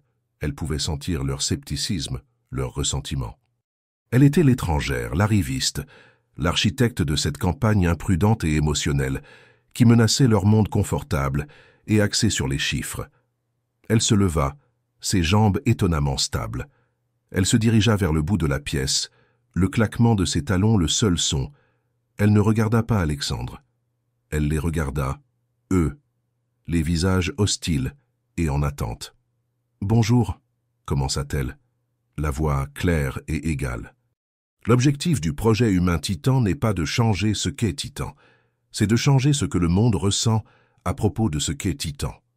Pendant les 20 minutes suivantes, elle captiva la salle. Elle fut impeccable. Elle présenta la stratégie européenne révisée, les premiers choix de casting pour les films documentaires, de vraies personnes avec des histoires incroyables, et le plan média préliminaire qui assurerait un lancement mondial et multiplateforme. Elle était armée de données, de passion et du pouvoir indéniable d'une idée vraiment géniale. Elle n'était plus la femme effrayée de Veridia. Elle était une force. Quand elle eut fini, un silence tendu s'installa. Puis M. Dubois, le cadre de la vieille garde qui avait été si sceptique lors de sa première présentation, s'éclaircit la gorge. « Mademoiselle Martin », commença-t-il d'un ton réticent, « le message adapté pour le marché européen est astucieux. Cependant, le budget que vous prévoyez pour les talents et la production de ces films est astronomique. C'est plus que l'ensemble de nos dépenses marketing de l'année fiscale précédente. Parce que nous ne créons pas de publicité, Monsieur Dubois, contra-t-elle doucement. Nous créons du contenu. Nous créons un récit qui générera ses propres médias, sa propre conversation. Le retour sur investissement ne se mesurera pas seulement en vente, mais en valeur de marque, quelque chose de bien plus précieux et durable. Une autre cadre, une femme à l'air sévère du service financier, intervint. C'est une proposition à haut risque et à haute récompense. Quelle est notre solution de repli si la campagne ne trouve pas d'écho? Avant que Chloé ne puisse répondre, Alexandre parla. Il n'y a pas de solution de repli en cas d'échec, dit-il, sa voix calme mais portant une finalité absolue et glaciale. Toutes les têtes de la pièce se tournèrent envers lui. « C'est la direction que nous prenons. Le projet a mon soutien total. Vos départements fourniront à Mademoiselle Martin tout ce dont elle a besoin. Sans délai. Est-ce compris? C'était un échec et mat, une démonstration brute et non dissimulée de pouvoir absolu. Il ne l'avait pas seulement soutenu. Il avait réduit au silence toute opposition d'un seul décret brutal. Il l'avait rendu intouchable. Il venait aussi de lui peindre une cible énorme dans le dos. Elle n'était plus seulement une étrangère, elle était la favorite du roi. Et rien n'était plus dangereux dans une cour de vipères. Le reste de la réunion fut un flou. Quand elle fut enfin terminée, les cadres sortirent, l'air sombre. Plusieurs d'entre eux lui jetèrent des regards qui étaient un cocktail toxique de ressentiment et de peur. Elle resta à l'avant de la pièce, rassemblant ses papiers, ses mains tremblant légèrement maintenant que l'adrénaline commençait à retomber. Elle était seule avec lui. « Vous avez été adéquate », dit-il de sa place en bout de table. Elle leva les yeux, les sourcils froncés. Après cette performance, après la façon dont elle avait maîtrisé la salle, tout ce qu'il pouvait offrir était adéquate. L'insulte était si délibérée, si mesquine, qu'une bulle de rire incrédule lui échappa. Elle secoua la tête, un vrai sourire sincère effleurant ses lèvres pour la première fois de la journée. « Vous êtes incroyable, » dit-elle, non pas comme une employée à son patron, mais comme une femme à un homme. Il se leva et se dirigea vers elle, ses mouvements lents et délibérés. Il s'arrêta à un pied d'elle, la forçant à pencher la tête en arrière pour le regarder. La vaste salle de conférence vide parut soudain aussi intime qu'un confessionnal. « J'ai la réputation d'être exigeant, Chloé, » murmura-t-il, sa voix un souffle bas et velouté. Il tendit la main, ses doigts glissant doucement une mèche de cheveux derrière son oreille. Son contact était léger, mais il lui envoya un éclair. Son souffle se coupa. « Si je leur avais dit que vous étiez brillante, ils vous auraient vu comme une menace à saper. En vous qualifiant de simplement adéquate, je vous ai fait l'objet de mon patronage personnel. Ils n'oseront pas vous contrarier maintenant, car vous défier serait défier mon jugement. » Elle le dévisagea, son esprit luttant pour comprendre la logique labyrinthique de ces jeux de pouvoir. Il ne l'avait pas insulté, il l'avait protégé. De la manière la plus manipulatrice et contrôlante imaginable. « C'est une symphonie de contrôle, » murmura-t-elle, les mots siens, mais la prise de conscience sienne. « Tout grand chef d'orchestre a besoin d'un premier violon, » répondit-il, son pouce caressant maintenant la peau sensible juste sous le lobe de son oreille. La petite caresse intime envoya une vague de chaleur s'enrouler au fond de son ventre. « Vous avez parfaitement joué votre rôle aujourd'hui. » Son regard tomba sur ses lèvres. « Et la robe » ajouta-t-il, sa voix baissant à un murmure presque inaudible, était le choix parfait. L'air crépita entre eux. Les lignes professionnelles n'avaient pas seulement été brouillées, elles avaient été vaporisées. Il ne s'agissait plus d'une campagne. C'était une négociation brute et primitive, de pouvoir et de désir, et elle perdait pied. Son téléphone vibra dans sa main, le son une intrusion stridente et violente. Elle recula de son contact comme si elle avait été brûlée. Elle regarda l'écran. C'était Léa. Elle répondit, la voix essoufflée. « Allô? Chloé? Dieu merci. » La voix de Léa était frénétique, mêlée d'une panique qui glaça instantanément le sang de Chloé. « Il faut que tu viennes. Au vieux bureau. C'est Alain. Il a eu une crise cardiaque. » Le nom, Alain, agit comme un seau d'eau glacée, sortant Chloé de l'intimité hypnotique et dangereuse du moment.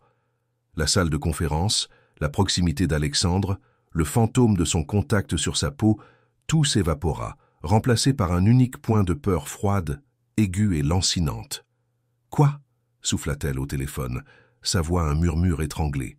« Léa, qu'est-ce que tu dis ?»« Charles, ils l'emmènent à l'hôpital de la Pitié-Salpêtrière. » La voix de Léa était faible et tremblante, ponctuée par le son lointain et paniqué d'une sirène. Il s'est effondré à son bureau. Il tenait une de tes anciennes maquettes, Chloé. Oh mon Dieu, il faut que tu viennes. Le monde bascula. Le sol poli de la salle de conférence du 50e étage sembla s'effondrer sous ses pieds. Il tenait une de tes anciennes maquettes. Les mots étaient un couteau se tordant dans ses entrailles. La culpabilité rapide et venimeuse inonda son système. C'était de sa faute. Le stress de l'avoir perdu, d'avoir perdu le contrat, l'insulte du rôle de consultant symbolique qu'Alexandre avait offert, cela l'avait brisée. Elle était vaguement consciente de la présence d'Alexandre, une grande ombre silencieuse à côté d'elle. Son visage, quand elle risqua un coup d'œil, était un masque vide, ses yeux plissés, l'observant, analysant la conversation à sens unique avec une acuité déconcertante. « J'arrive » dit-elle au téléphone, la voix tremblante.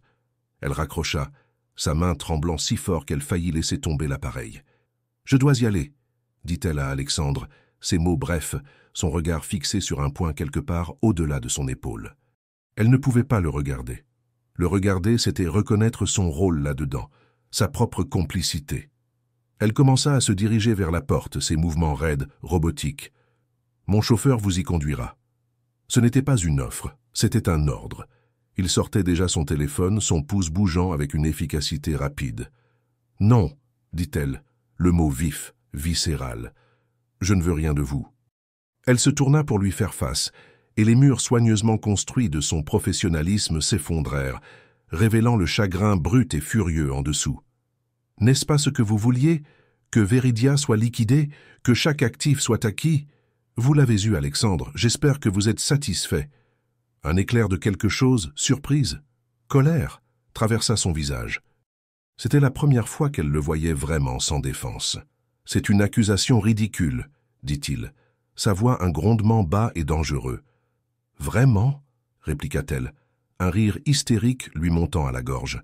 « Vous brisez les gens, vous brisez les entreprises. C'est ce que vous faites. Vous n'avez juste jamais à les regarder saigner. Eh bien, je vais aller le regarder saigner, et je jure devant Dieu que s'il... » Elle ne put finir la phrase. Un sanglot se coinça dans sa gorge épais et douloureux. Elle se tourna et s'enfuit. Elle n'attendit pas l'ascenseur, mais poussa la lourde porte de l'escalier de secours, l'alarme hurlant derrière elle alors qu'elle dévalait, à moitié en courant, à moitié en trébuchant, les marches froides en béton. Elle avait besoin de ce mouvement punitif et insensé. Chaque pas discordant était une pénitence. Elle fuyait loin de lui, du 50e étage, de la femme en robe anthracite qui avait pactisé avec le diable. L'hôpital était un labyrinthe stérile et blanc d'anxiété feutrée. L'air sentait l'antiseptique et la peur. Elle trouva Léa dans une petite salle d'attente sinistre, le visage pâle et strié de larmes, son énergie de feu habituelle éteinte. Léa se jeta dans ses bras, s'accrochant à elle. « Il est en chirurgie », murmura Léa contre son épaule. Une obstruction massive. Le médecin a dit, ils ont dit que le stress des dernières semaines était un facteur contributif majeur. Chaque mot était un autre tour de couteau. Chloé serra son amie, son propre corps rigide, ses yeux secs. Elle ressentit un engourdissement profond et glacial. Elle n'avait pas le droit de pleurer. C'était un chagrin qu'elle avait aidé à créer. Elles attendirent pendant des heures. Les minutes s'étirèrent en une éternité, marquées seulement par le balayage lent et impitoyable de l'horloge sur le mur.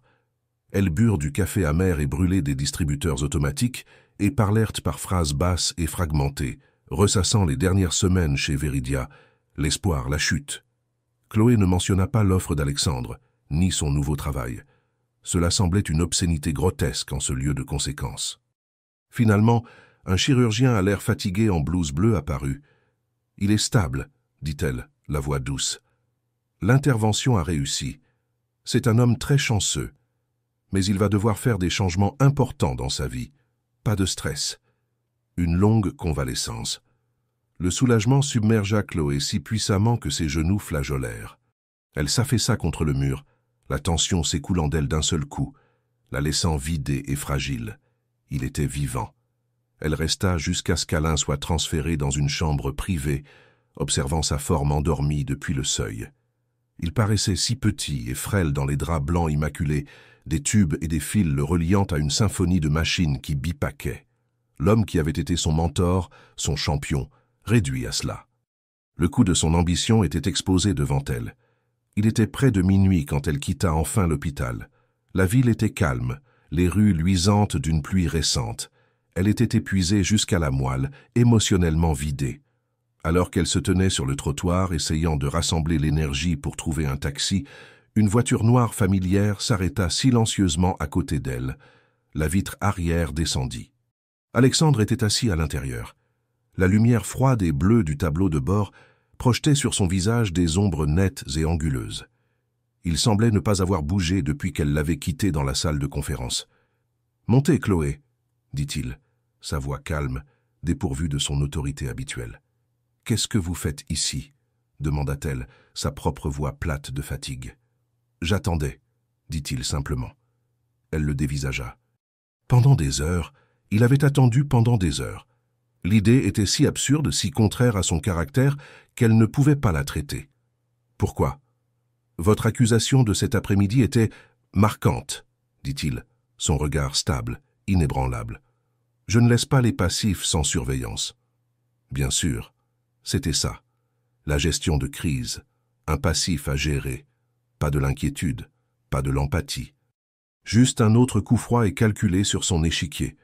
Les dernières braises de sa colère s'enflammèrent. « Je vais bien », dit-elle en se détournant. « Je n'ai pas besoin de transport. »« Ne soyez pas stupide, » dit-il, sa voix plus sèche maintenant. « Il est tard, vous êtes épuisé, et vous n'êtes pas en état de naviguer seul dans la ville. Montez dans la voiture. » Elle était trop fatiguée pour se battre. L'idée de discuter, de trouver un taxi, du long et solitaire trajet de retour était écrasante. Avec un soupir de défaite, elle ouvrit la portière et se glissa dans l'intérieur frais au parfum de cuir. La voiture était une île de confort silencieux et luxueux. Ils roulèrent en silence pendant plusieurs minutes, les lumières de la ville glissant sur les vitres teintées. Le silence était lourd, épais de non-dits. « Est-ce qu'il... » demanda enfin Alexandre, la voix hésitante. « Il est stable, » dit-elle en regardant par sa fenêtre. « Il va vivre. » Elle le sentit bouger à côté d'elle. « J'ai appelé l'hôpital il y a 1 heure, » admit-il à voix basse. « Ils ne voulaient me donner aucune information, mais ils m'ont transféré au service de facturation.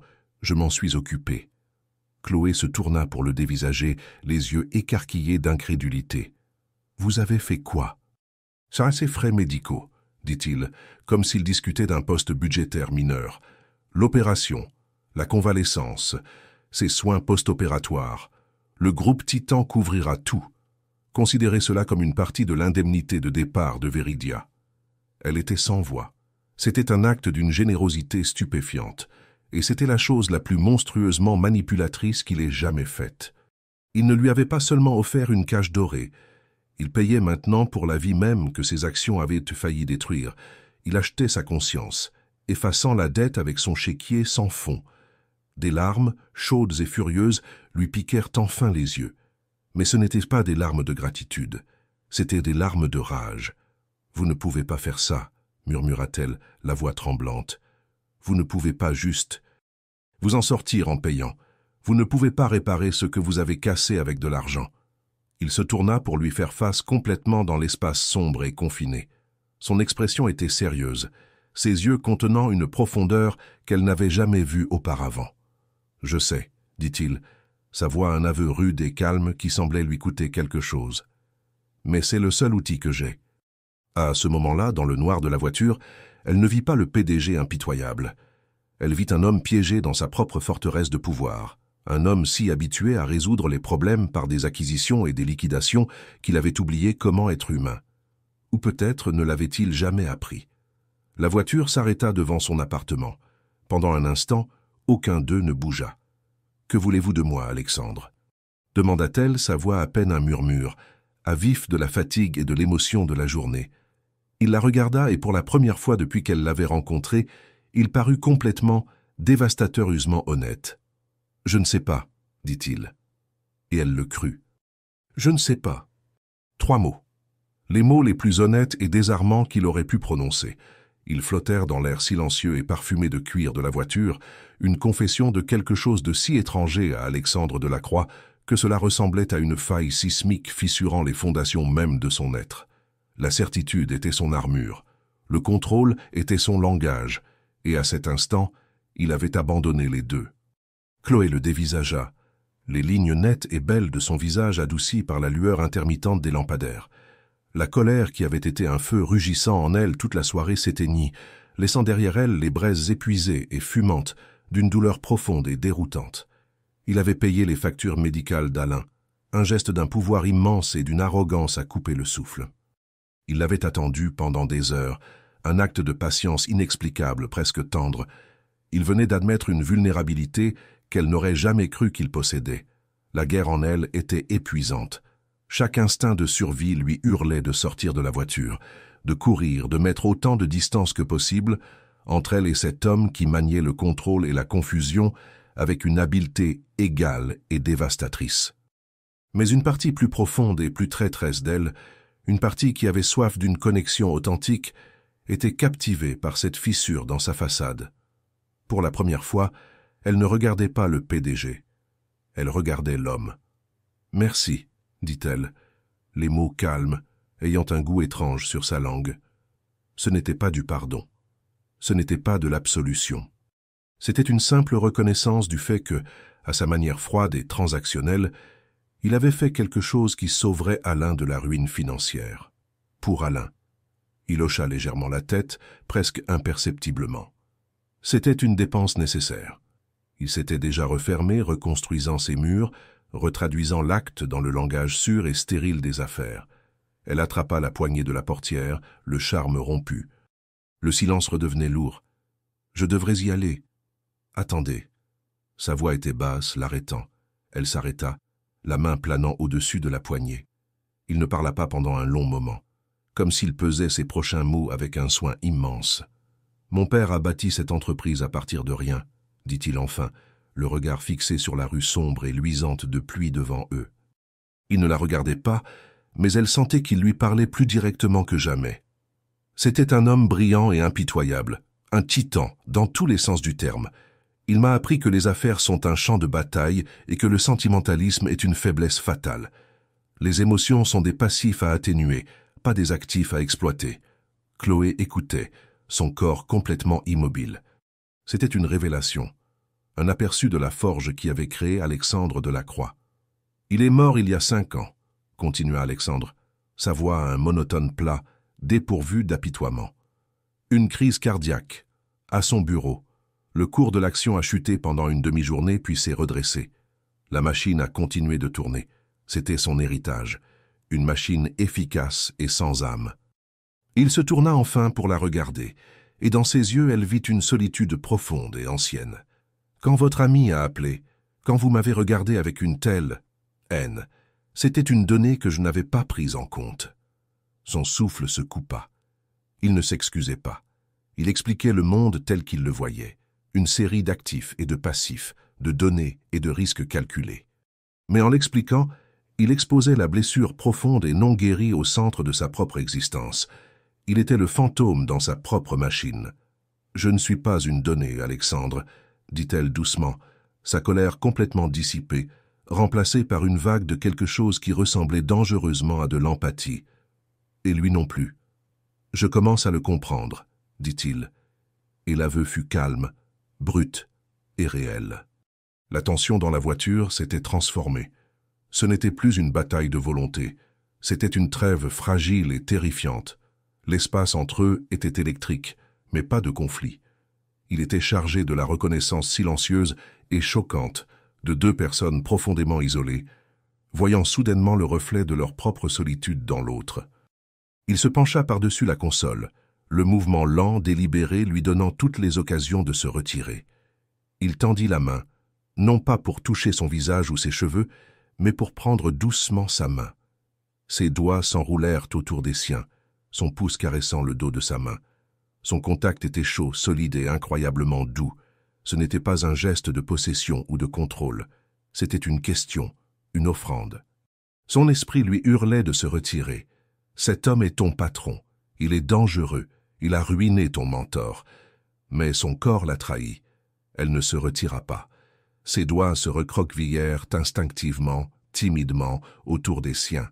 Le contact lui envoya une décharge de chaleur pure et sans mélange, une chaleur dont elle n'avait pas réalisé à quel point elle avait désespérément besoin. Il soutint son regard, ses yeux gris cherchant les siens. Les lumières de la ville glissaient sur son visage, révélant une vulnérabilité, un besoin brut qui reflétait le sien. « Je ne sais pas ce que je veux de vous, Chloé, » murmura-t-il, sa voix rauque d'une émotion qu'elle ne pouvait nommer. « Mais je sais que je ne veux plus jamais que vous me regardiez comme vous l'avez fait dans cette salle de conférence. » C'était ce qui se rapprochait le plus d'une excuse de sa part. C'était une supplique, déguisée en constat. Et à cet instant, ses défenses soigneusement construites, déjà affaiblies par les événements de la journée, s'effondrèrent en poussière. Elle était fatiguée de se battre, fatiguée d'être forte, fatiguée d'être seule. Elle se pencha en avant. Il la rejoignit à mi-chemin. Le baiser ne ressemblait en rien au premier dans le bar. C'était un baiser de feu et de découverte téméraire. Celui-ci était un baiser de besoin profond et douloureux.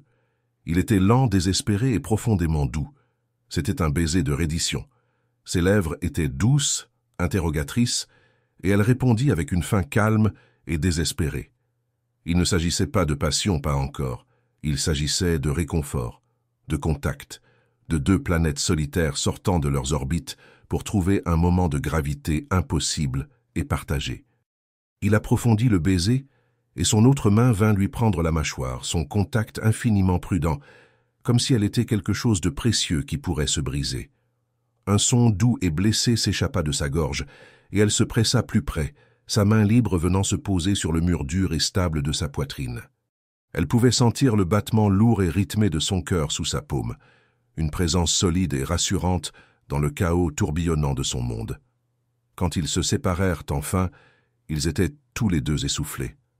Il appuya son front contre le sien, les yeux fermés. Le petit espace confiné de la voiture était rempli du son de leur respiration saccadée. « C'est... » commença-t-elle, sa voix un murmure brisé. « Je sais, » souffla-t-il, son pouce caressant sa joue. « Fou. Impossible. » Il avait raison. C'était tout ça. C'était une violation catastrophique de toutes les limites professionnelles et personnelles. C'était une trahison envers Alain, envers Léa, envers la femme qu'elle pensait devoir être. Mais cela semblait aussi la seule chose saine, la seule chose réelle qui lui soit arrivée depuis des années. Il se recula légèrement, ses yeux cherchant les siens dans la pénombre. La question était là, tacite. Et maintenant? Elle lui donna la seule réponse qu'elle avait. Elle se pencha et l'embrassa à nouveau, une déclaration silencieuse et téméraire que ce soir, elle avait fini de se battre. Ce soir, pour le meilleur ou pour le pire, elle était à lui. Le baiser à l'arrière de la voiture était une ligne tracée dans le sable. Le monde d'avant était un paysage de conflits, de secrets et de jeux de pouvoir. Le monde d'après était tout autre chose, un territoire terrifiant et inexploré de vulnérabilité partagée. En sortant de la voiture et en entrant dans le hall calme de son immeuble, Chloé ne se retourna pas. Elle n'en avait pas besoin. Elle pouvait sentir le regard d'Alexandre sur elle, un poids silencieux et constant, jusqu'à ce que la porte se referme derrière elle. Les semaines suivantes furent une étude de dualité surréaliste. Dans les couloirs stériles et silencieux du 48e étage, ils étaient Monsieur Delacroix et Mademoiselle Martin. Leur réunion était aussi intense et exigeante que jamais, leur débat sur la stratégie créative vif et ciblé. Pour tout observateur extérieur, ils formaient l'équipe redoutable et impitoyablement efficace qui pilotait le projet le plus ambitieux de Titan. Catherine Lambert leur apportait du café, le conseil recevait leurs rapports impeccables et la machine continuait de tourner. Mais dans les moments de calme, le langage tacite entre eux avait changé. Un bref regard échangé à travers une table de conférence contenait un univers de sens. Une fin de soirée, quand tout le monde était parti, se terminait parfois par son apparition à sa porte, non pas en tant que PDG, mais en tant qu'Alexandre. Il ne parlait pas de travail. Il lui demandait des nouvelles d'Alain. Elle lui demandait comment s'était passée sa journée. Ils partageaient un café dans la cuisine sombre et silencieuse, l'espace entre eux vibrant d'une intimité calme et dangereuse. Il ne la pressa jamais. Il ne présuma jamais. Après cette nuit dans la voiture, il semblait comprendre que leur connexion était une chose fragile et sauvage et que tenter de l'enfermer dans des exigences ou des attentes serait la détruire. Il lui laissa de l'espace. Et dans cet espace, quelque chose d'inattendu commença à grandir. La confiance. Chloé rendait visite à Alain tous les 2 jours. La première visite fut la plus difficile. Elle entra dans sa chambre d'hôpital avec sa lettre de démission à la main et des excuses coincées dans la gorge comme du verre brisé. Il était assis dans son lit, l'air pâle et mince, mais ses yeux étaient clairs. Il écouta, tandis qu'elle avouait tout. L'offre secrète, sa décision de partir, le poids écrasant de sa culpabilité. Quand elle eut fini, des larmes coulant sur son visage, elle glissa la lettre sur sa table de chevet. Il resta longtemps silencieux, puis il repoussa la lettre vers elle. « Ne sois pas idiote, Chloé, dit-il, sa voix faible mais ferme. Je n'ai pas eu de crise cardiaque parce que tu es partie.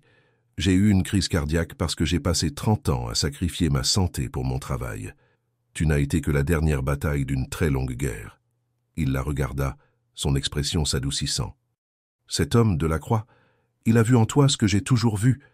Un talent d'une génération, je n'aurais jamais pu te donner une toile assez grande. Lui, il le pouvait. n'ose pas gâcher ça par un sentiment de loyauté mal placé envers un vieil homme qui aurait dû prendre sa retraite il y a des années. Il sourit un sourire faible et fatigué. Et puis, ajouta-t-il avec une lueur dans les yeux, le groupe Titan paie pour les meilleurs soins cardiaques de la planète. Pour la première fois depuis des années, Veridia fait enfin des bénéfices. L'absolution qu'il lui donna fut un baume sur une plaie à vif. Ce n'était pas parfait, mais c'était un début. Le projet Humain Titan fut lancé 3 mois plus tard. Ce ne fut pas une campagne, ce fut un événement culturel. Les courts-métrages, magnifiquement filmés et profondément humains, devinrent viraux. La question « Que construirez-vous » devint une conversation mondiale. L'image de la marque se transforma d'un mastodonte d'entreprise sans âme en un catalyseur de potentiel humain. Ce fut un succès retentissant dépassant toutes les prévisions. Le jour où le rapport d'analyse finale arriva, confirmant l'impact sans précédent de la campagne, Alexandre la convoqua dans son bureau. Le soleil de fin d'après-midi filtrait par la fenêtre, baignant la pièce d'une lumière chaude et dorée. Il n'était pas derrière son bureau. Il se tenait près de la fenêtre, regardant la ville. Il se tourna quand elle entra, un sourire rare et sincère sur son visage. Cela le transforma, effaçant les dernières ombres du PDG impitoyable et révélant l'homme en dessous. « Vous l'avez fait, » dit-il, sa voix remplie d'une admiration calme et profonde. « C'est un chef-d'œuvre. »« Nous l'avons fait, » corrigea-t-elle doucement en s'approchant de lui. « Non, » dit-il en secouant la tête alors qu'elle s'arrêtait devant lui. « C'était entièrement vous. Je n'ai fait que fournir la toile. » Il tendit la main, ses mains encadrant doucement son visage. « Vous leur avez montré l'humanité derrière la machine, et vous m'avez montré l'humanité en moi. Le monde de l'entreprise, les titres, les dynamiques de pouvoir, tout disparut. Il n'y avait plus qu'Alexandre et Chloé, debout dans une flaque de lumière dorée, bien au-dessus du monde qu'ils avaient, à leur manière, conquis ensemble. « Mon père avait tort, » murmura-t-il, son pouce caressant sa joue. « Le sentimentalisme n'est pas une faiblesse. C'est l'actif le plus précieux qui soit. »« Est-ce votre évaluation officielle, monsieur Delacroix ?» demanda-t-elle, un sourire joueur aux lèvres, son cœur gonflé d'une émotion si puissante qu'elle lui coupa presque le souffle. « C'est exact, » murmura-t-il, son regard tombant sur sa bouche. « Et mon analyse conclut que cet actif particulier est inestimable. » Il se pencha et l'embrassa. C'était un baiser qui ne contenait rien du désespoir de leur première vraie connexion dans la voiture, ni du feu téméraire de leur première rencontre au bar. Ce baiser était une promesse. Il était lent et profond et rempli de la certitude d'un avenir qu'ils construiraient ensemble. C'était un baiser de retour aux sources. Il se recula, appuyant son front contre le sien. « J'ai une dernière proposition à vous faire, mademoiselle Martin, » dit-il, sa voix un grondement bas et heureux. « Ah oui ?» dit-elle, les yeux pétillants. « Et quels sont les termes de celle-ci ?»« Un partenariat permanent, dit-il, sans contrat, sans clause de sortie, juste vous et moi. Qu'en dites-vous » Elle plongea son regard dans ses yeux gris d'orage, ne voyant plus un requin ou un roi, mais un homme qui l'avait vu, l'avait défié, et finalement l'avait choisi. Et elle l'avait choisi. « Je dis oui, » murmura-t-elle. « 1000 fois, oui. » Depuis le 50e étage, les lumières de la ville commencèrent à scintiller, une mer de potentiel infini s'étendant devant eux. La forteresse avait ouvert ses portes. Le roi avait trouvé son cœur. Et la femme qui avait autrefois peur de sa propre ambition avait enfin bâti un monde qui lui appartenait.